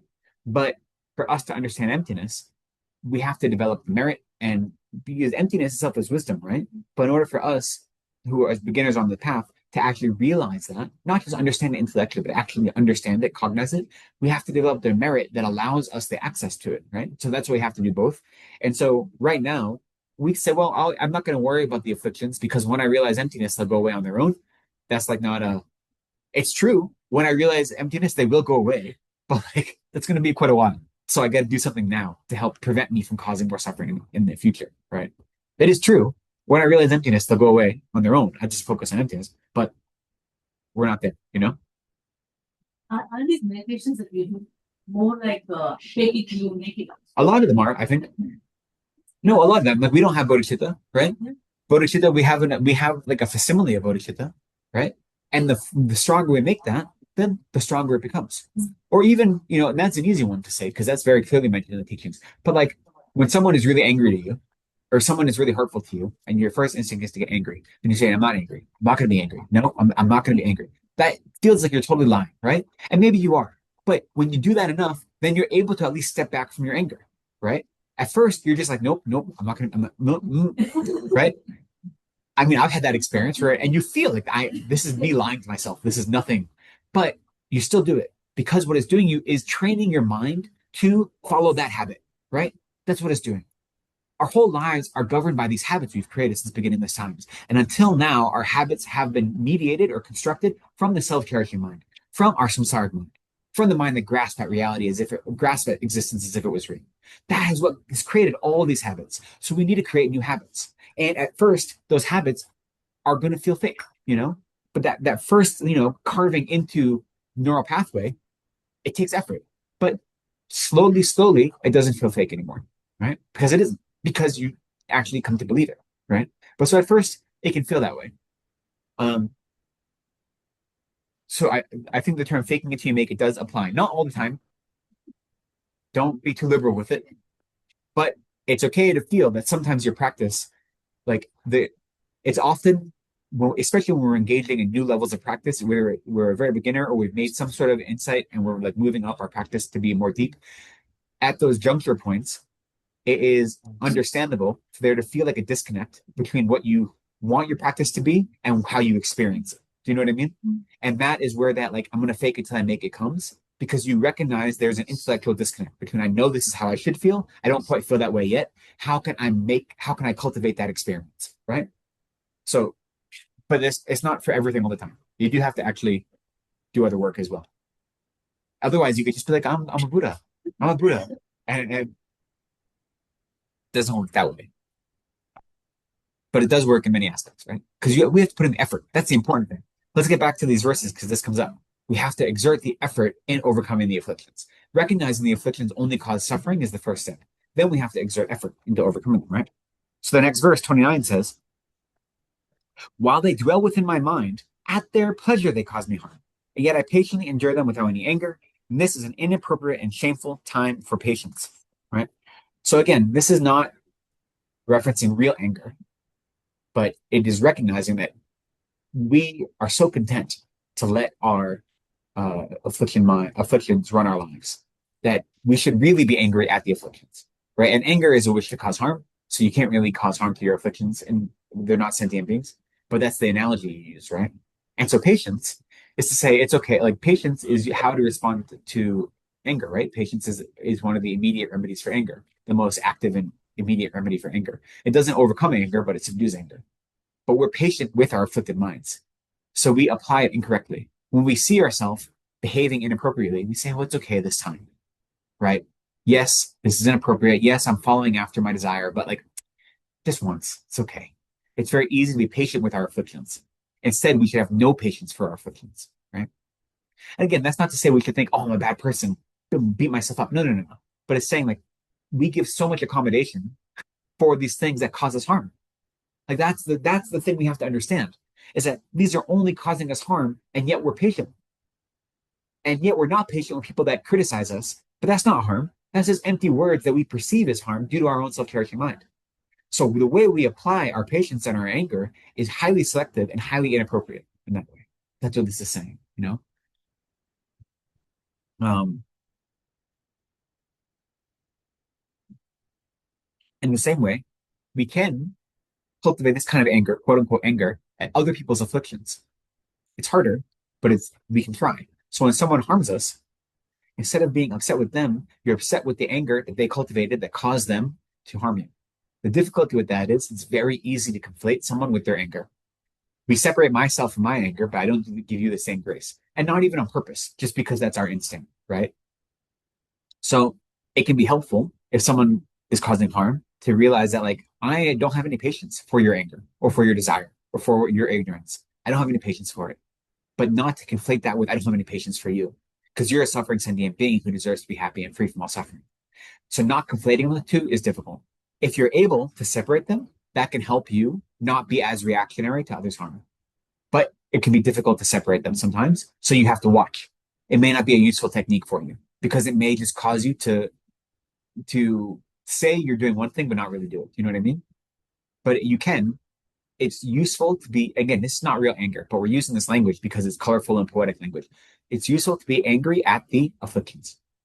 That's not real anger, but we can use that under that imagery, right? It's useful to not have any patience for the afflictions, whether they're afflictions in your continuum or in someone else's continuum. But as soon as you conflate that person with their afflictions, then you have to be careful. And it's very easy for us to do. Patience was, but not their behavior, no affliction.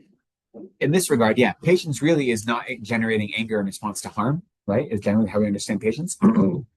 And so If someone's harming you, when you say you're patient with them, it means your mind isn't reacting. You're not allowing anger to generate to arise in your mind. That's what it means to have that kind of what we're talking about with patience here. But you don't have to be patient with the fact that they're with their harmful attitude, right? So again, we're not looking at their actions, their physical actions. We're looking at the attitude, the mental attitude that is motivating their actions, right? Which is why you should never be patient with samsara, right? You should never be patient with suffering, right? Because like I say, no one deserves suffering. Doesn't matter if it's the ripening of your karma or not. The ripening of someone's karma, which is causing them to experience suffering, gives you the understanding of why they're experiencing suffering. They don't deserve suffering. No one deserves suffering. Every sentient being deserves to have the happiness of a Buddha, right? But we've created the conditions to not experience that in our lives right now. So we have to, especially, it's true in Tibetan as well as in English. We have to be very careful with our language. It's very easy to think that when I say you're experiencing suffering as a result of the actions you did, meaning you deserve it. No one deserves it. There should be no patience with samsara. But if you really aren't patient with samsara, then what do? You defeat your real enemy, which is the self-cherishing mind, and all of the afflictions that work on the behest of the self-cherishing mind. That's how you don't have patience with samsara, right? That is the enemy you have to conquer. So as we continue, that is made clear again in the next verses. So in verse 30,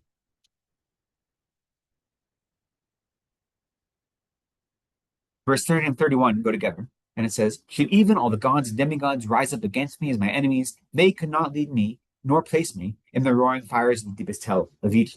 Yet the mighty foe, these disturbing conceptions, in a moment can cast me amidst those flames, which when met will cause not even the ashes of the king of mountains to remain, right? So who are our real enemies? External enemies in this life can cause harm to our body. They can kill us. They can cause emotional harm to our minds. They can do all these things. That is the most they can do. And due to our worldly experience, that might seem terrifying. But when you have an understanding of the Dharma, you realize that engaging in actions that cause you to be reborn in lower realms is much more deleterious, much more harmful, much greater suffering. And no matter how much you can hurt me, whether with your words or your body, you can't cause me to be reborn in a hell realm. Only I can do that. And I do that because I follow my anger. I follow my afflicted minds. So my afflicted minds are so much more dangerous to me than anything you could do. You can destroy my body, right? But you can't cause me to be reborn in hell. Only I can do that due to the way I react to others around me. And here, this is just talking about the deepest hell of Ichi, of the 8 hot hells that we learn about in Buddhist cosmology, the hottest and most painful one is called the Vichi, the deepest hell, the relentless torment, I think its name is the way we translate Avicii. And so it's so hot that it would burn up in the Mount Meru and not even ashes would remain, and even burn the ashes. That's what they say. When you study the teachings, the long-term teachings, the whole section, when you want to develop refuge, right? One of the appropriate causes for refuge is having fear of being reborn in lower realms. And allowing, again, you were talking about fear earlier. Fear can be useful when it guides you towards virtue, right? So Lama Zopa Rinpoche talks about helpful fear. So you can have a fear of death that is a helpful fear because it guides you towards engaging in virtuous life. If your fear of death causes you to then lock up and just be afraid all the time and never leave your house, then that's not a beneficial fear. In the same way, if you're afraid of being born in lower realms, that can cause you to seek out the Dharma and to follow a spiritual life. So one of the primary causes for actually taking refuge in the Buddha, Dharma, and Sangha is having fear of the lower realms. So the way you cultivate that is studying all the different types of suffering that exist in the lower realms. And depending on the text, some are very elaborate descriptions of all the different hell realms, which sound very fantastical. And I don't have any doubt they exist. I don't have any doubt in them. Sometimes I don't know if those descriptions are the exact way you'd experience them because there are many different hell realms that are personal hell realms, depending on you hear stories of individuals who have experiences in a hell realm that was born only from their actions. So they're the only one that experiences that specific hell realm. But these, I guess, are the common 8 hot and 8 cold. It's fine. I don't worry about the specifics of them too much. You just Huh? Timing of it. Yeah. How long? Well, that is important to recognize, right? That is important to recognize is that the life of a hell being is much longer. The lifespan of a hell being is longer than the lifespan of a human being. Yeah. So one life as a hell being, countless eons longer. Eons longer. Yeah. There's a whole, especially if you study tech, there's 2 different sources. These are contemporary sources. in the Buddhist text, you have the Abhidharma, which is the cosmology, and then you have the Kalachakra Tantra. So both of those have different descriptions of lifetimes and life periods. And you can study both those texts and you can say, like, it'll say, like, a human lifetime, an average human lifetime is, let's say, 100 years. And then one life in this hell realm is the equivalent of like 4,000 human years. And this one is like 4,000 eons of human years, like this. Like, I'm making up those numbers, but there's a whole calculus to how, like, the length of time, you know? And in the God realms is too. Like, that's what they say, like, the blink of a moment in a God realm could be hundreds of years in a human realm. And so there's a whole cosmology that exists. From my purposes, as someone who came from a Western tradition, didn't have belief in these things at all. There were big obstacles to me accepting the Dharma at first. Now I believe in them 100%. I also recognize that those details don't actually benefit my practice. Do you know what I mean? If I know that this hell realm is 100,000 eons of human lifetime, and this one is 200,000, like, that minutia isn't helpful for me personally. What's helpful for me is recognizing how incredibly damaging they are to my ability to practice the Dharma in a meaningful way. Like, I have confidence they exist. I have confidence the teachings as they're described are accurate because they come from the Buddha, from his direct disciples, whether in the Kalachakra Tantra or in the Abhidharma texts. I have no doubt about them. I also know that those minutia isn't as useful for me as understanding the big picture and where I am in my practice. So you have to see in your practice what is the most useful level of knowledge that's going to propel you forward. But knowing that birth in a hell realm isn't like 100 years of a human realm. It's going to last a lot longer. So here is just describing them. This gives you a little bit extra push to realize no enemy, external enemy, can cause you to be reborn. Only you can, right? Continuing with 32. All other enemies are incapable of remaining for such a length of time, as can my disturbing conceptions. The enduring enemy has neither beginning nor end. This kind of goes with the next verse as well, so we can go be the next verse.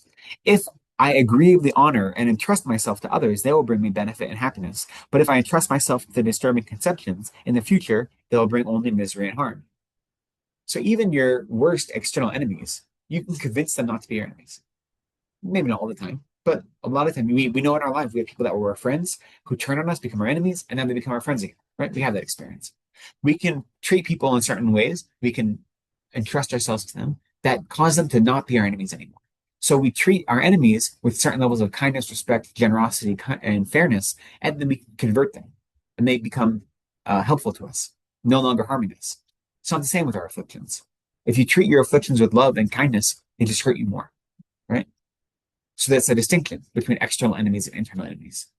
External enemies, even if you can't convert them over to becoming your friend, they can only last for a certain amount of time, right? They're temporary. They may forget about you. They may have other things on their mind. They may die, all these things. Internal enemies, we've had this internal enemy since we've been in samsara, since the beginning of this time. And until we actually eliminate samsara and liberate ourselves from samsara, we're going to have this enemy, right? The afflictions. So their duration is much greater than any external enemy. And if we try to capitulate to them, we only make them stronger. And I'm not saying that capitulating to external enemies is always the right way to do. Again, we live in the world. We have to understand the best way to live in the world and compromise our Bodhisattva ideals for living in the world. We have to find those compromises and deal with them the best we can. So sometimes capitulating to your quote unquote external enemies isn't useful, right? Especially when they're causing harm. But you never capitulate to the internal enemy. Never, right?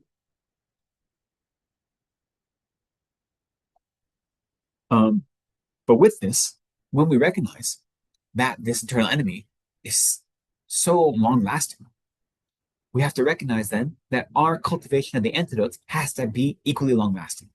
We can't just once in a while try to cultivate the antidotes. It's like, oh, today I'm going to worry, I'm going to focus on love like this. And then tomorrow I forget about it, right? We have to always be actively cultivating the antidotes to the afflicted minds. Now, in our practice, since we're cultivating a practice every day, making it deeper and deeper, it might be that for the next week, all my meditations are only going to be meditating on love, you know? And then the week after that, maybe something else. So I'm not saying in our actual meditation practice, it's okay to focus on one thing or another when you're trying to build up your experience of it. There's different ways to engage in meditation, right? You know, I've seen Lama Zopa advise people when they're meditating on Lamrim to break down the Lamrim into all the different topics, and you spend 6 months only meditating on one topic, not the rest, and then 6 months on another topic. But then for other people, he says every session meditate on every topic, because different people have different needs and they relate in different ways. So that's appropriate in your meditation practice to focus on one attachment, or excuse me, on one antidote. But in our lives, the antidotes shouldn't be temporary. They should be something that we're cultivating to the best of our ability all the time, because our afflictions are always there. The afflictions don't go on holiday, right? So our antidotes shouldn't go on holiday either. And we need to not only constantly be cultivating them, it should be continuous with a picture or a view for the long term. That like cultivating love to get over this moment of anger isn't the goal. It's to get over all anger. Now, maybe cultivating love or patience in this moment can help in the immediate experience of anger or frustration, but that is only the short-term goal. You always have to have a long-term goal, is that I should never be generating anger in the first place. And cultivating love and patience both help subdue that, and then cultivating the wisdom realizing emptiness subverts it entirely, right? So we have to have long-term and short-term goals as we cultivate our antidotes.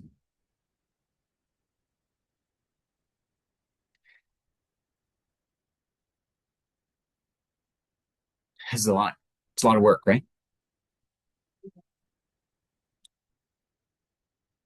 The important thing is that we're doing the best we can. So part of that is, and I was mentioning earlier, when we engage in this analytical meditation, that helps us convince the validity of these teachings. That's really important. You may believe everything I'm saying right now because you have confidence in me, you have confidence in Shantideva. But believing it and actually having conviction in it are not quite the same thing. And as long as you don't have conviction in it, then exerting the effort in it feels like work. And it's work in the sense that we're not used to it. That's not how we're accustomed to living our lives, because we're accustomed to samsara, right? That's why it feels like work. But when you have genuine conviction in it, then it becomes a joyful work. The idea of you don't have to even exert as much effort to create joyful perseverance, this idea of diligence, because it's natural, because you realize what I'm doing is Dharma, what I'm doing is following the virtue, what I'm doing is becoming a Buddha. Therefore, it is difficult, but it doesn't feel like work, right? And I'm sure you've had examples like when you've done something in your job or in your life where you've done something that takes a lot of effort, but it doesn't feel like work to you because you're enjoying the whole experience, right? Whether it's because you're in a flow state or whether it's just because there's something about it that's enjoyable. You know that you're like sweating buckets, you're putting in effort, it's hard work, yet it doesn't feel like work because you enjoy it. That's what the Dharma has to be, right? But that involves not just accepting it because you read it or because I say it or because the Buddha said it, developing conviction through meditation. That is what makes that bridge between effortful work and effortless work, joyful work. It doesn't feel like, oh, I have to love my enemies. Like, you know what I mean? So yes, it's a lot of work because samsara is hard. There's also the different part. Enthusiasm for virtues, it doesn't come for a long time, especially for girls. It's true. It takes, we have to build it up. That's why we find whatever circumstances we can to multiply it and maximize it to the best of our ability, right? Which is part of the reason we include other aspects to our practice, such as offering prayers, offering prostrations, focusing on things like rejoicing, these small additions to our practice that help shape our mind and our experience to line up with these virtuous practices. So, Lama Zopa Rinpoche and the Lamrim itself says rejoicing is one of the most powerful things we can do, right? Rejoicing is having a mind of joy that is joy in virtue, whether it's virtue you create or virtue others create, as well as joy in the ripening of positive virtue, or excuse me, of positive merit. So when other people engage in virtuous actions in the past, created positive karmic seeds, they're ripening now, whether it can be they're experiencing some worldly delight, like they win the lottery, or they get a promotion. Like that is the ripening of a virtuous karmic seed they planted. Now, whether or not they deserve it, quote unquote, in this life, whether or not they're using it in an appropriate way, that is neither here nor there. But like that fortune is the ripening of merit from a past life. That's another opportunity to rejoice. It's a worldly type of rejoicing, but it's still worthwhile. More important is rejoicing in the activities of virtue, but then secondary is rejoicing in the ripening of virtuous karma, both of those. And as you do that, what you're doing is you are making your mind more familiar with virtue. You're making your mind attracted to virtue, right? And so by making your mind attracted to virtue, the practice of rejoicing doesn't exert a lot of effort, right? It doesn't take a lot of difficulty. To do it really well and meaningfully, you have to really put some oomph into it. But just to get started on it, you could say very easily, right? Yet the more you do that, the more these other practices become easy. Because when your mind, it's like, a magnet to iron filings. When your mind is attracted to virtue, then engaging in practices that bring about virtue becomes natural, even if they take effort, right? So that's why the practice isn't just one thing. The practice is all these different pieces that work together. That's why offering prayers every day or offering prostrations every day may not seem like it's fighting your afflicted minds, but it is. Because it's helping realign the way you exist in the world. It's helping opening your mind to be more receptive to the blessings of the Bodhisattvas and the Buddhas, and to recognize how the afflictions are harming you, right? So all of the different aspects of our practice are working in different ways. That's why we have what's called nindro practices, preliminary practices. So every Buddhist tradition has different nindro. Nindro means preliminary. The nindros, the Gelug tradition advises 9 different nindros. I'm not going to remember all of them, but doing 100,000 prostrations is one, doing 100,000 water bowl offerings, 100,000 incense offerings, what's this? 100,000 mandala offerings. There's also, I can't think of the name right now, but there's 9 different ones in the Tibetan, in the Gelug lineage. Other traditions have different groupings of them, right? And if you have like someone like Lama Rinpoche, he might give you a personal thing. Like for you, this is your nindro. Like for me, he, like, instead of 100,000 prostrations, I have to do 350,000, right? He's like, you need to do 350,000. And the idea of preliminary practices is helping prepare your mind to expel whatever negative karma you've created and actually receive the teachings in a meaningful and complete way that you can actualize them more quickly, right? That's the purpose of it. But me doing prostrations doesn't seem like it connects at all to studying this, but it does. Right? Maybe not directly, but it's a whole holistic experience of engaging in a spiritual life, right? It's something to do generating merit. It's a little bit of everything. Generating merit is a huge part of it. Huge part of it, Generating merit. Something like prostrations is also powerful because, and especially Lama Zopa Rinpoche combines prostrations with reciting the 35 confession Buddhas. So you're purifying negative karma and you're generating merit. A big thing about prostrations is you're also getting rid of pride. It's one of the primary antidotes to pride and arrogance is humbling yourself. Even though you're humbling yourself to the Buddhas, it's still an act of humility. So it's really strong antidote to that, which suggests something about me. If I have to do 350,000 of them, I know what is plaguing me, supposedly. But they're different. But generating merit is a huge part of it, right? So a big part of it is generating merit, but there are also other ways that it's working. Yeah.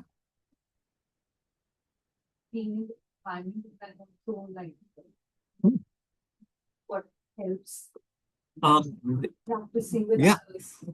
Not for everyone, but definitely cultivating Dharma friends and studying the Dharma in community is definitely helpful. And it is advised to find Dharma friends when you can. Now, again, the teachings also say you have to work on your mind. You have to go to an isolated place like this, right? The first step of developing calm abiding is to abandon your homeland and go to an isolated place. But usually an isolated place isn't where you're by yourself. There's usually other practitioners there. That's what they advise. Because that way there are places that like people that bring you food or can bring you supplies, they're able to go to more than one place at once, right?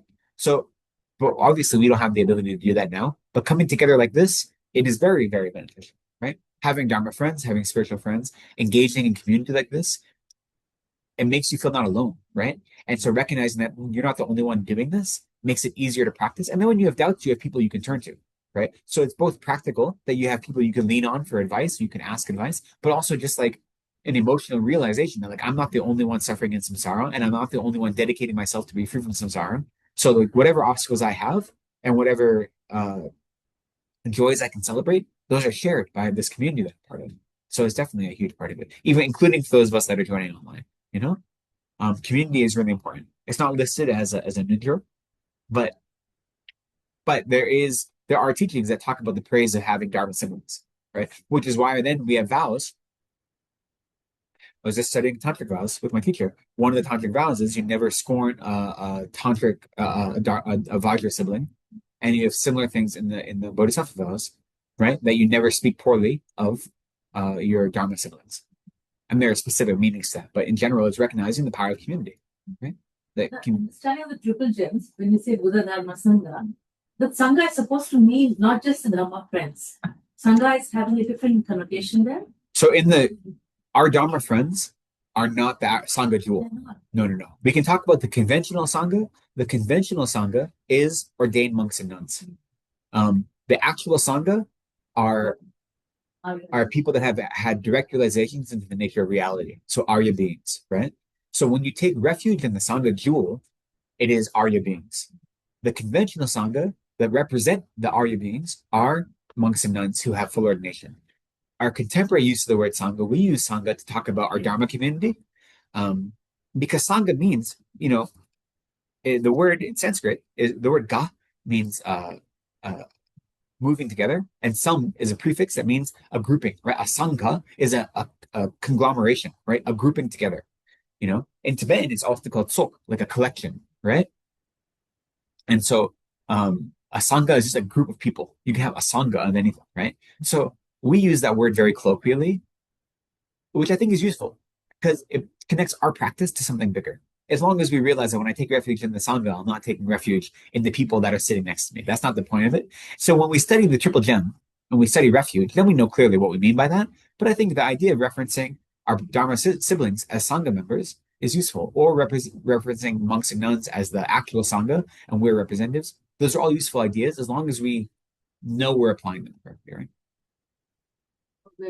So Yeah. when a teacher asks you to do so many thousands of prostrations, then you keep a counter, isn't it? How do you know that? How else would you do? Yeah, so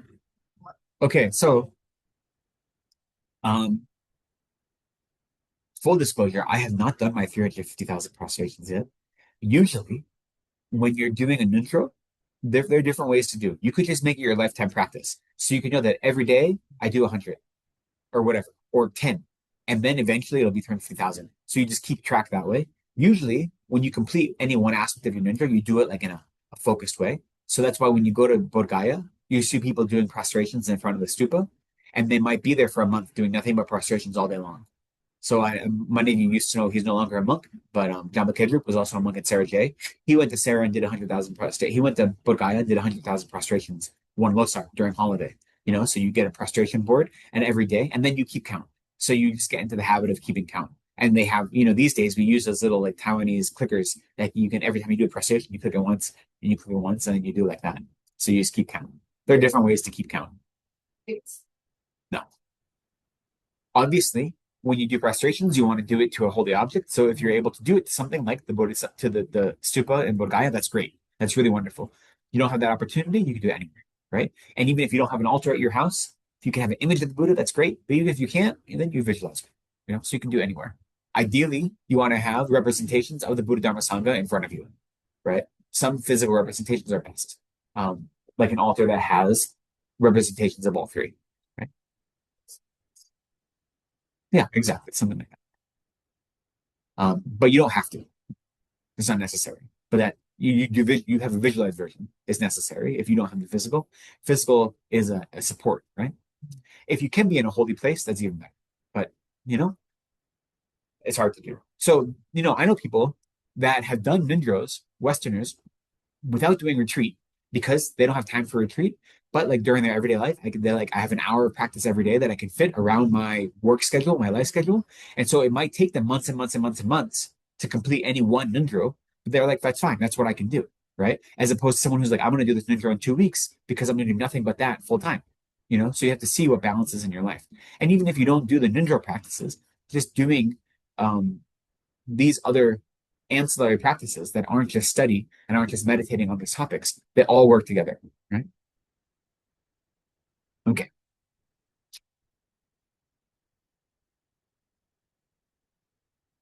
So 33, right? Or did we do that already?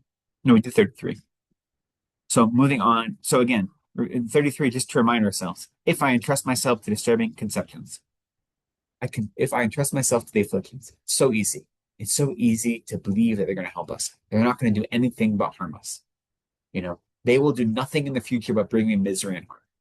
We have to really develop conviction in this. We really do. It's so easy. It's just that I bring this up a lot because it's a big vow for monks and nuns. You're not supposed to eat after midday, right? We have a vow not to.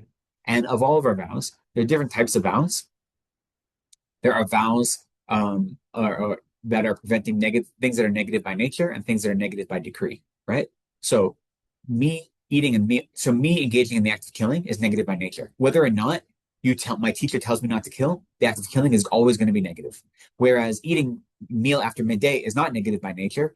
I accumulate a negativity if I do it because by prescription, I've been told not to, and I've agreed to this vow not to, right? So that's the difference. So a lot of our vows are like that. A lot of the vows of a monk and nun are negative not by nature, but by negative by decree, right?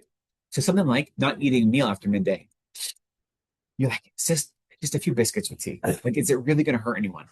And like in the big picture, it's not hurting anyone. And if I didn't have this vow, it wouldn't be hurting anyone. But I have this vow, right? So it's only my self-cherishing mind that's saying, it's okay. It's just one biscuit. It's not a big deal, you know? That's nothing but the self-cherishing mind, right? Now, for someone who doesn't have the vow, it's a little bit different. But for me that has a vow, that self-cherishing mind is trying to convince me it's just a small thing. It's not a big deal. All that's doing is creating suffering in the future if I follow it. A very brief moment of delight as I eat this biscuit, right? A lot of suffering in the future for having broken a vow, right? There's some medical. Yeah, so then even that vow itself has exemptions. So if you are ill and not eating is going to exacerbate your illness, or if not eating has a noticeable deleterious effect on your ability to meditate, or if you're traveling more than a certain distance. But that one is a little suspect now because that is back in the day when all of the Buddhist followers were literally walking everywhere. So that one, I think of it if you're exerting yourself if you're exerting yourself in like in a lot of work that require energy, right? Like if I get on a plane and fly somewhere, that's not quite the same, right? Though if I'm switching time zones, then who knows what kind of day it is. But so there are those three exceptions. And so what we always advise to people, like people that have diabetes or other blood sugar problems, is that when you take meals, then if you have a vow not to take a meal after midday, when you do, you recognize that I'm taking this as medicine, and this is just fulfilling my needs to nourish my body so I can continue to practice Dharma. So you don't take it the same way you take like a delicious meal like that is satisfying all of your senses. It may be a nice, delicious meal. I'm not saying you just eat like paste, but you're doing it with the mindset, this is medicine that I'm taking to preserve my body, right? So you make sure your mindset is accurate. But yeah, there are exceptions. And a lot of the vows have exceptions like that, recognizing we live in samsara, so doing the best we can, you know? But that's not my exception. My exception is I just really want to eat a biscuit.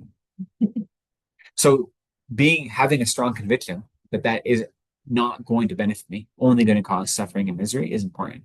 And I use that example because it's really easy to see that it's not a big deal in the immediate sense, and it's not going to affect any of you because you don't have that vow. But you see how small that action is. It does look like it's causing harm, but all it's doing is indulging my self-cherishing mind.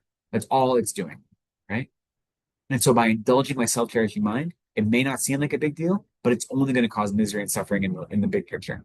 Maybe not in this life, but it's creating the seeds for it. Okay. And so you can extrapolate that example to other things in your life where it may seem like a small indulgence. And you say, is this really doing anything other than feeding my self-cherishing mind? Is there any other benefit to this? And do I need it? Like I said, sometimes you need to just like do things that are necessary. Like you're overwhelmed, you need to sit down and watch Netflix. Sometimes you have to do that. So try to do that with the mindset that says like, but I'm not doing this for pure pleasure. I'm doing this to recharge my battery so that then I have the emotional bandwidth to then go engage in a more active spiritual practice. So even that, you can do it with at least some sort of positive motivation, right? But just recognize the afflictions aren't going to bring about any happiness. They're very enticing. They promise you they will, but they don't. Okay, 34. While in psychic existence, how can I be joyful and unafraid if in my heart I readily prepare a place for this incessant enemy of long duration, the sole cause for the increase of all that harms me, right? So all of my activities in this life are supporting my afflictions, right? If I'm not engaging in spiritual practice, if I'm not trying to abandon the 8 worldly concerns, if I'm just concerned about the happiness of this life and worldly happiness, that means all of my activities are creating the perfect nest for my afflictions to grow and prosper. But all they're doing is harming me, right? It's like giving your enemy all the strongest weapons and showing them all of your weakest points, right? And we do it all the time. We feed our afflictions, we treat them with kid gloves. We shouldn't have any patience for our afflictions. Right? So one of the ways to think about this is to rely then, instead of, so instead of trying to give nurture to our afflictions, we actively work to nurture the antidotes such as love, compassion, bodhicitta, and the other virtuous minds as well, So the virtuous minds, again, if we were to study mind and mental factors, there are 11 virtuous minds that are taught. We know the 10 virtuous activities, right? So we have the 10 non-virtues, the opposite of those, the 10 virtuous activities. Then the 11 virtuous minds that are taught are faith is one, faith, shame and embarrassment, which we've talked about. We know what those mean, right? They don't mean the colloquial understanding of them, but we've talked about what they mean. A lack of desire, a lack of hatred, a lack of ignorance, right? Those are very easy to remember. There's the opposite of what you don't want, right? So faith, shame, embarrassment, lack of desire, lack of hatred, lack of ignorance, joyful effort or endurance or diligence, however you translate it. The same as the paramita. Not the paramita, to have the actual perfection, you have to be a bodhisattva, but that same mental attitude, just a lesser version of it. Conscientiousness, which we're studying right now, right? Suppleness or pliability, it's often translated as being pliable, having mental pliability and physical pliability. So mental pliability, you develop it when you work on developing calm abiding, but it is an ability, at least mental pliability, is the ability of your mind to not get caught in a groove, but to move back and forth. The way it sounds, like being supple, being pliable, not being tight and restricted all the time. Having an open mind. That's one way to think about it, yeah. It's Xinjiang is a pliability is a little difficult because there's like physical pliability, then there's the bliss of physical pliability, then there's a bliss of mental pliability, and this mental pliability is like 4 derivations of it. All you have to worry about in terms of virtue is like not being fixed, and not allowing your mind to get caught in a groove. So having an open mind and having a relaxed mind that can constantly go with the flow, essentially, in a meaningful way, not following non-virtue, but like that. That's really focus well. Actual, You might switch to that's so actual, when you develop actual bliss of mental pliability, that is the same time you develop that, the same time you develop single point of concentration that is effortless or calm abiding. So the two go hand in hand, but they're not the same thing.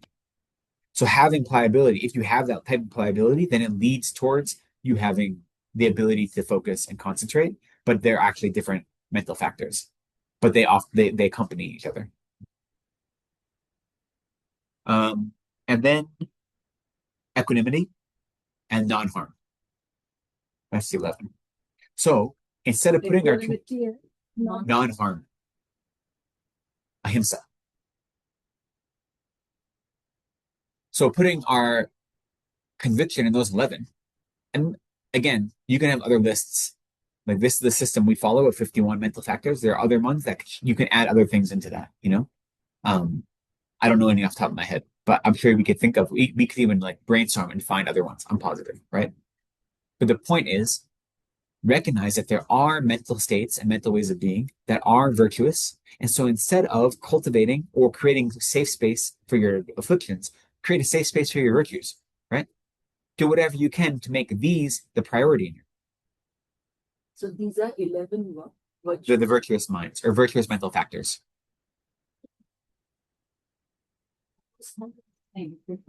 Yeah, so shame and embarrassment, the contemporary understanding of it is negative because we're embarrassed and ashamed of the wrong things.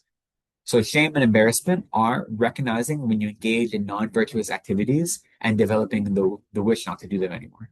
They're very closely related to regret, not quite the same as regret, but they precede regret. The distinction between shame and embarrassment is shame is when you are on your own and embarrassment is when you're in front of others. So, but the problem is, and we talked about this yesterday, which is why Madhvi is smiling. We're embarrassed of the wrong things, right? When we think of like, oh, I was so embarrassed because I made a mistake at that meeting or because I said something foolish, right? That's not embarrassment. That's our self-cherishing mind that we cloak as embarrassment, right? In general, not always, but in general, that's what it is. So our idea of what shame and embarrassment are usually are not focused on the right objects. Actual shame and embarrassment as understood in this tradition is always focused on the object of having engaged in non-virtue. That's what it is. So like making a mistake or like tripping and making a fool of yourself isn't a reason to actually generate what we call here shame and embarrassment, right? Regret, kind. So regret is the next thing. So regret is like it's built off of shame and embarrassment, which says, not only have I engaged in this negative action, but I feel bad about it and I don't want to continue doing it in the future, which then is distinct from guilt, which we don't understand as a useful emotion. Guilt is saying I'm a bad person because I engaged in this negative action. So there's no utility in guilt. Guilt is not helpful, but regret can be if it's focusing on non-virtue. If you regret engaging in virtue, then that regret becomes non-virtuous, right? And in case if it's, thank you, Gyalten, Rapton, for today's class. This is Dr. Shruti here. So, what about this guilt? Like during the childhood days, the induced guilt, like the parents would have induced among the child, and Yeah. then it would have called a guilt trip. They say, right? Yeah, So, yeah. how do you connect to this? I think it's not helpful. I think that using guilt as a weapon to try to cause someone to change their behavior doesn't actually help. It causes them to not trust their own ability to exist in the world, right? And Yes. so you have to, and again, I haven't raised children. Actually, that's not true. There are children at my house that I help raise, but I don't have my own children to raise. And I was definitely given guilt trips as a child. It's not an effective way to cause appropriate or virtuous behavior. So you have to teach children that the behavior is harmful, but doesn't mean they're a bad person for engaging in that harm. So I don't find guilt trips, and the teachings don't suggest that the idea of guilt is actually useful or virtuous. It causes, or it has the capacity to just cause harm. Because then you start having these thoughts that I'm not worthy, or I'm not able to actually practice virtue. I'm a bad person. I'm not able to do these things. And as a result of that, that creates more opportunities for the afflicted mind to And kind how of to remove infiltrate that? How do you remove How it? to, yeah, like it's been stocked from your childhood. Many Okay. of the elders carry that, right? Because Mm-hmm. of their upbringing. I see. So that will affect their dharma practice, and they feel Yeah. guilty for everything. Yeah. So, I mean, similar to any of our other kind of traumatic experiences that we're trying to overcome, I'm sure that if we look at contemporary Western psychology, there are ways to navigate childhood trauma that can help overcome them. So there are maybe worldly ways that can help overcome those things, but in a Dharma sense, and those would be complementary to Dharma, right? They're not necessarily contradictory to Dharma. But in a Dharma sense, we look at something like, okay, I know I have a lot of guilt, and I know it's because I was told that I am a reflection of the negative actions I've done in the past. Now, again, a lot of that guilt probably isn't focused on non-virtue, right? If it was coming from worldly sense of guilt. But then we have to then, in our meditation practice, realize that I have the capacity to become Buddha.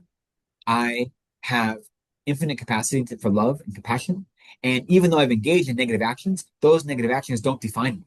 Those negative actions help create the causes and conditions that allow me to experience suffering, but I am not the sum total of my negative actions, right? So you have to engage in this analytical practice of recognizing that I feel this guilt, but this guilt isn't helping me. This guilt isn't encouraging me towards virtue. It is not discouraging me from non-virtue. All it's doing is making me feel like I'm not worthy of practicing in a meaningful way. So you do the analytical work to try to understand that at the intellectual level. And then once you have the intellectual understanding, you try to bring it into your meditation. And slowly, hopefully, that guilt will lessen and you'll no longer feel imprisoned by it, right? Okay, so this is one of the 11. Can we put this under the 11 negative aspects of this mind, so that through analytical meditation we can remove this out? Yeah, it's not guilt itself isn't listed as a non-virtuous mind.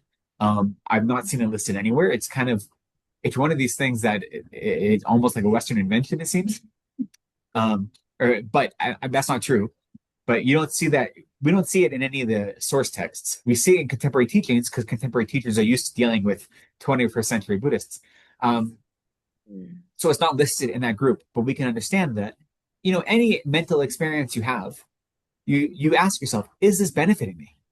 Is this experience helping me become more virtuous, be more loving, more compassionate, and guiding me towards Buddhahood? Or is it not doing that? Right? You can ask yourself that about any of your experiences, right? You have to be honest about them. But when you ask yourself that question honestly, then you can see, is this actually guiding me towards Buddhahood, or is it holding me back from Buddhahood? Is it encouraging me to love, or is it encouraging me to be protective and to not love? Right? And when you can do that analysis, then that can help you overcome any of these emotional obstacles that you have, whether or not they're listed as negative mental factors or not, right? So that's one way to approach it. Yeah, thank you so much. Okay, let's finish these next two verses, and then So we're on verse 35 and 36. We'll do these together. And how shall I ever have happiness if, in a net of attachment within my mind, there dwell the guardians of the prison of cyclic existence, these disturbing conceptions that become my butchers and tormentors in hell? So here it's saying, how can I ever have happiness if my life is following only the afflictions? Again, they never benefit us. They only hold us back, right? And so if you're born in a hell realm, there are these tormentors in hell realm. Those are just the manifestations of our afflicted minds that are causing us suffering, right? So they cause us suffering in this life and they cause us suffering in future lives. How can I ever be happy if I know that all I'm doing is cultivating affliction, right? So again, this is a little bit of a skillful means, like a little bit of an exaggeration. We can cultivate affliction and still have moments of temporary worldly happiness, right? Like we know that, but that happiness isn't real happiness. So again, this is reminding us that like it's not like until I'm a Buddha, I'm going to be desperate and miserable and lonely and awful. That's not what this is saying, right? But it is saying that like real, genuine happiness is the state of Buddhahood. Everything before there is worldly happiness. When we experience worldly happiness, we can appreciate it. We can't grasp onto it. We can't cling to it as if it was the most important thing in our life. And we can't ever allow ourselves to believe that it exists outside of us, that happiness is due to the conditions, because it's not. Even our experiences of worldly happiness come about due to the ripening of positive karma and then the way we relate to it, right? So yes, we can experience worldly happiness even if we have afflicted minds. But what this is saying is, really, can I though? If I know that all I'm doing is lining up, if all I'm doing is like unlocking the key to my own jail cell, can I really have happiness while I do that at the same time? Right? That's what it's asking at a more metaphysical level, not as a specific level, right? And then 36, therefore, as long as this enemy is not slain with certainty before my very eyes, I shall never give up exerting myself towards that end. And then this translation is a little strange. This is giving an example, right? So this first two lines is saying, as long as I haven't actually defeated my afflictions, I will never stop working towards defeating them, which is to say that the only enemy that really matters is my self-cherishing mind, and then the many permutations of it, which I see as all the different afflicted minds. Until I actually defeat them, I'm not going to slow down and give up any energy towards it. And then this is an example. An angry person who has only received some sort of slight or a small harm.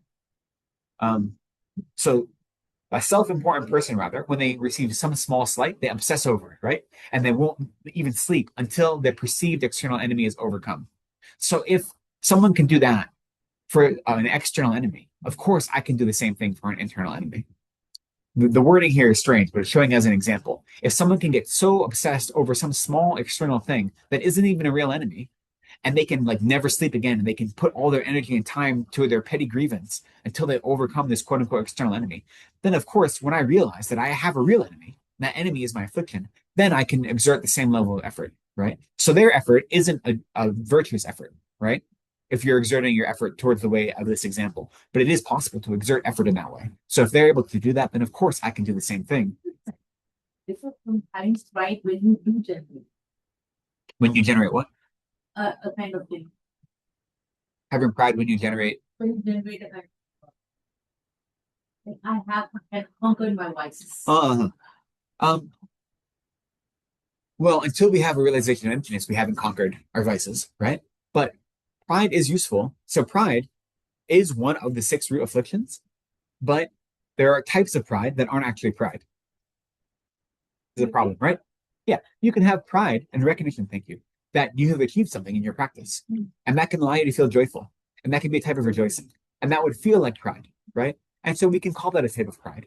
But that isn't the same type of pride that's saying, look at me, I'm so good, I'm better than others, right? Pride itself is an expression of self-cherishing, real pride. But seeing that you've accomplished something in your spiritual journey, or even in your worldly journey, like I wanted to graduate university and I did.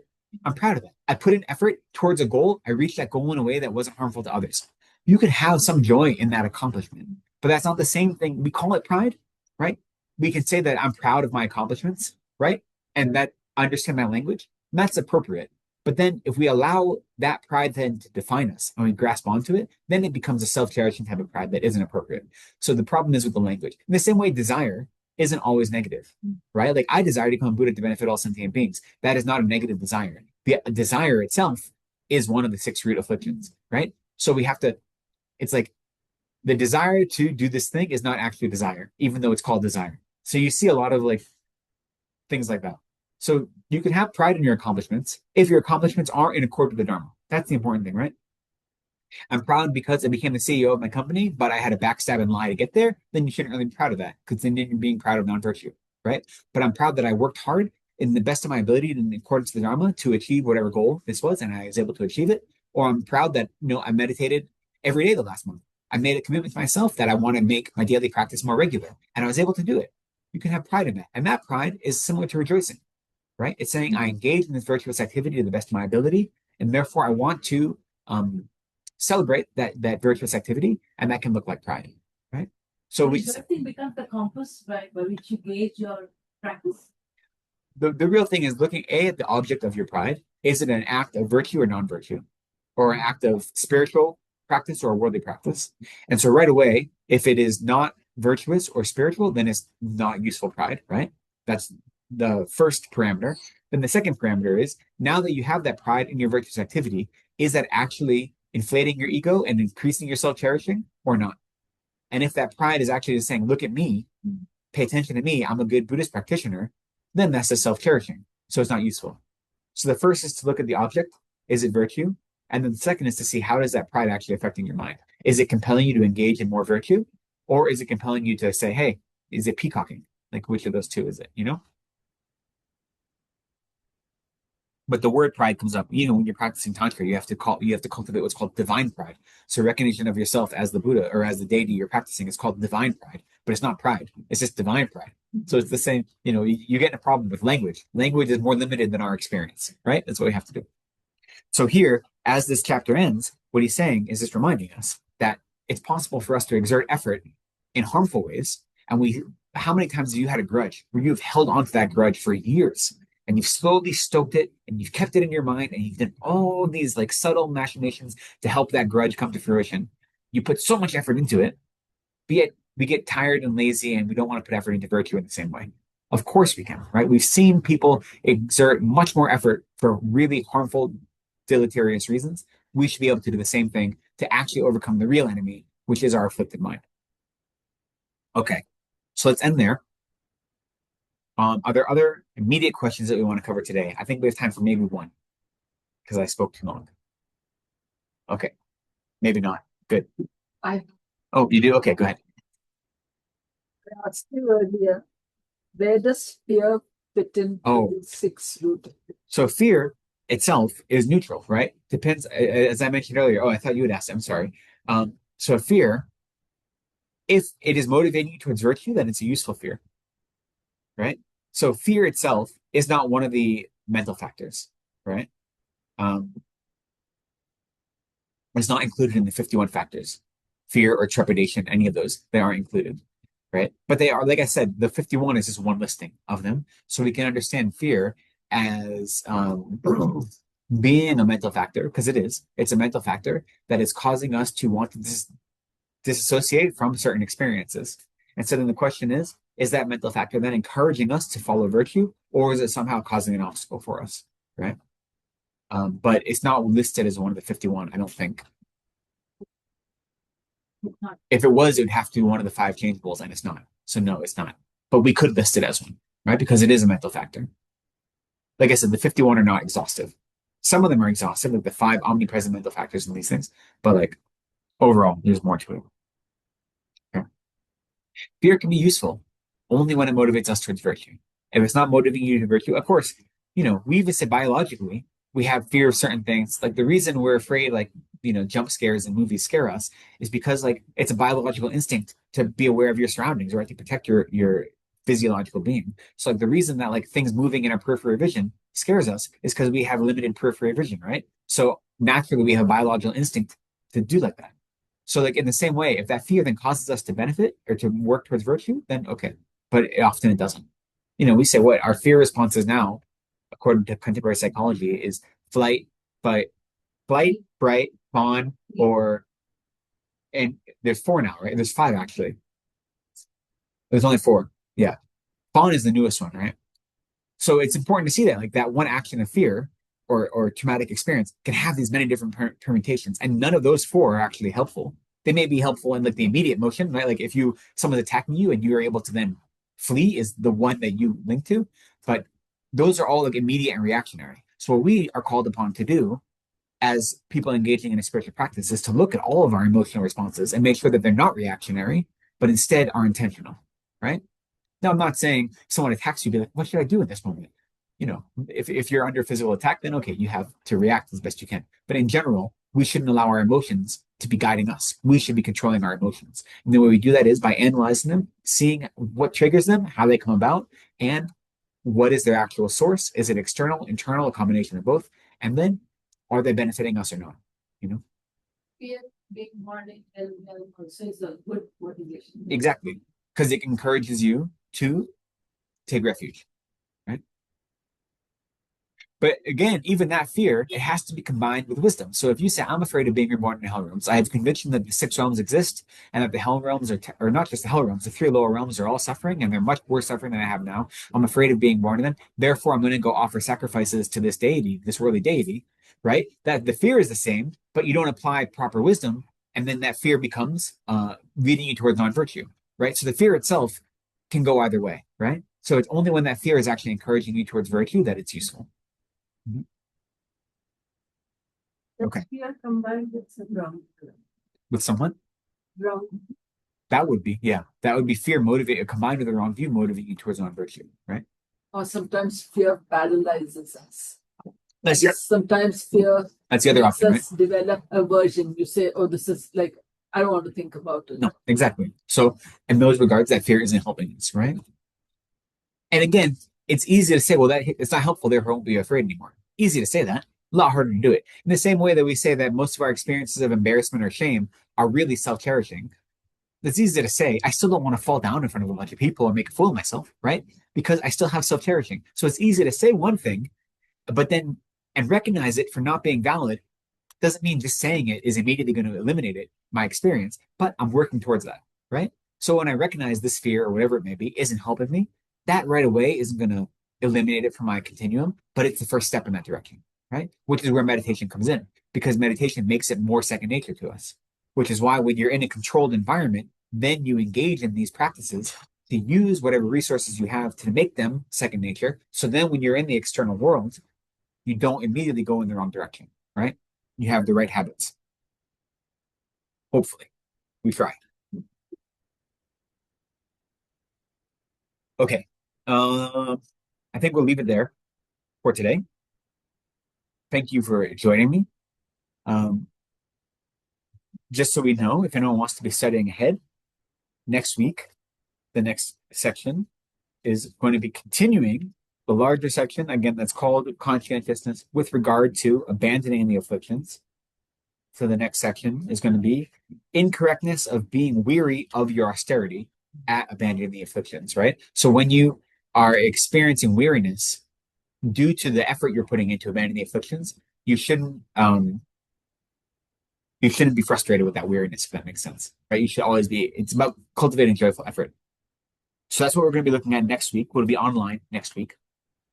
The week after that, we will have the Aloka celebration, and I'll offer Bodhisattva vows for those that are interested, as I mentioned. And so again, if you haven't taken them before, you should study them beforehand. I will have some talk about them on that Sunday, but you should, Mama Zoba's commentary on them is available here in copy and also online. Very, very useful.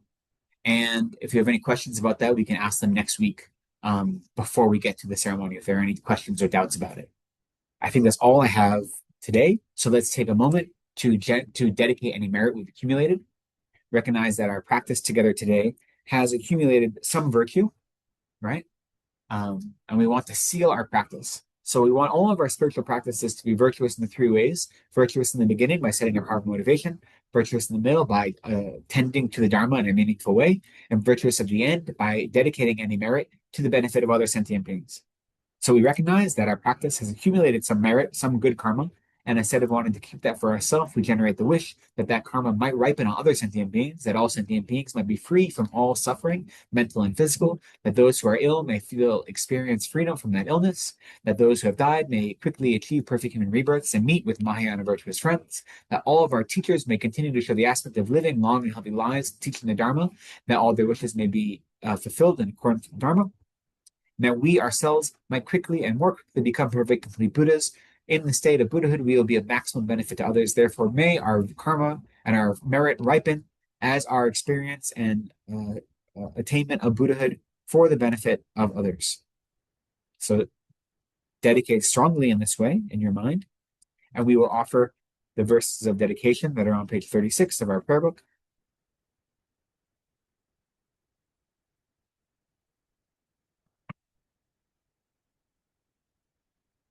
We'll do these two verses in English, then we'll repeat the second verse in Tibetan, and then we'll offer the long life prayer. First one is the one verse. Due to the merits of these virtuous actions, may I quickly attain the state of a Guru Buddha and lead all living beings without exception into that enlightened state. May the supreme jewel of Bodhicitta that has not arisen arise and grow. May that which has arisen not diminish, but increase more and more. Danfu sen chorin poshe ma ke panam ke gyoshi ke wanyam pa me pa yang rone gonde te sho. In the land encircled by snow mountains, you are the source of all happiness and good, all-powerful Chenrezig Tenzin Gyatso. Please remain until samsara ends. Great. Thank you so much, everyone, for joining me today, both in person and online. I appreciate you. Thank you very much.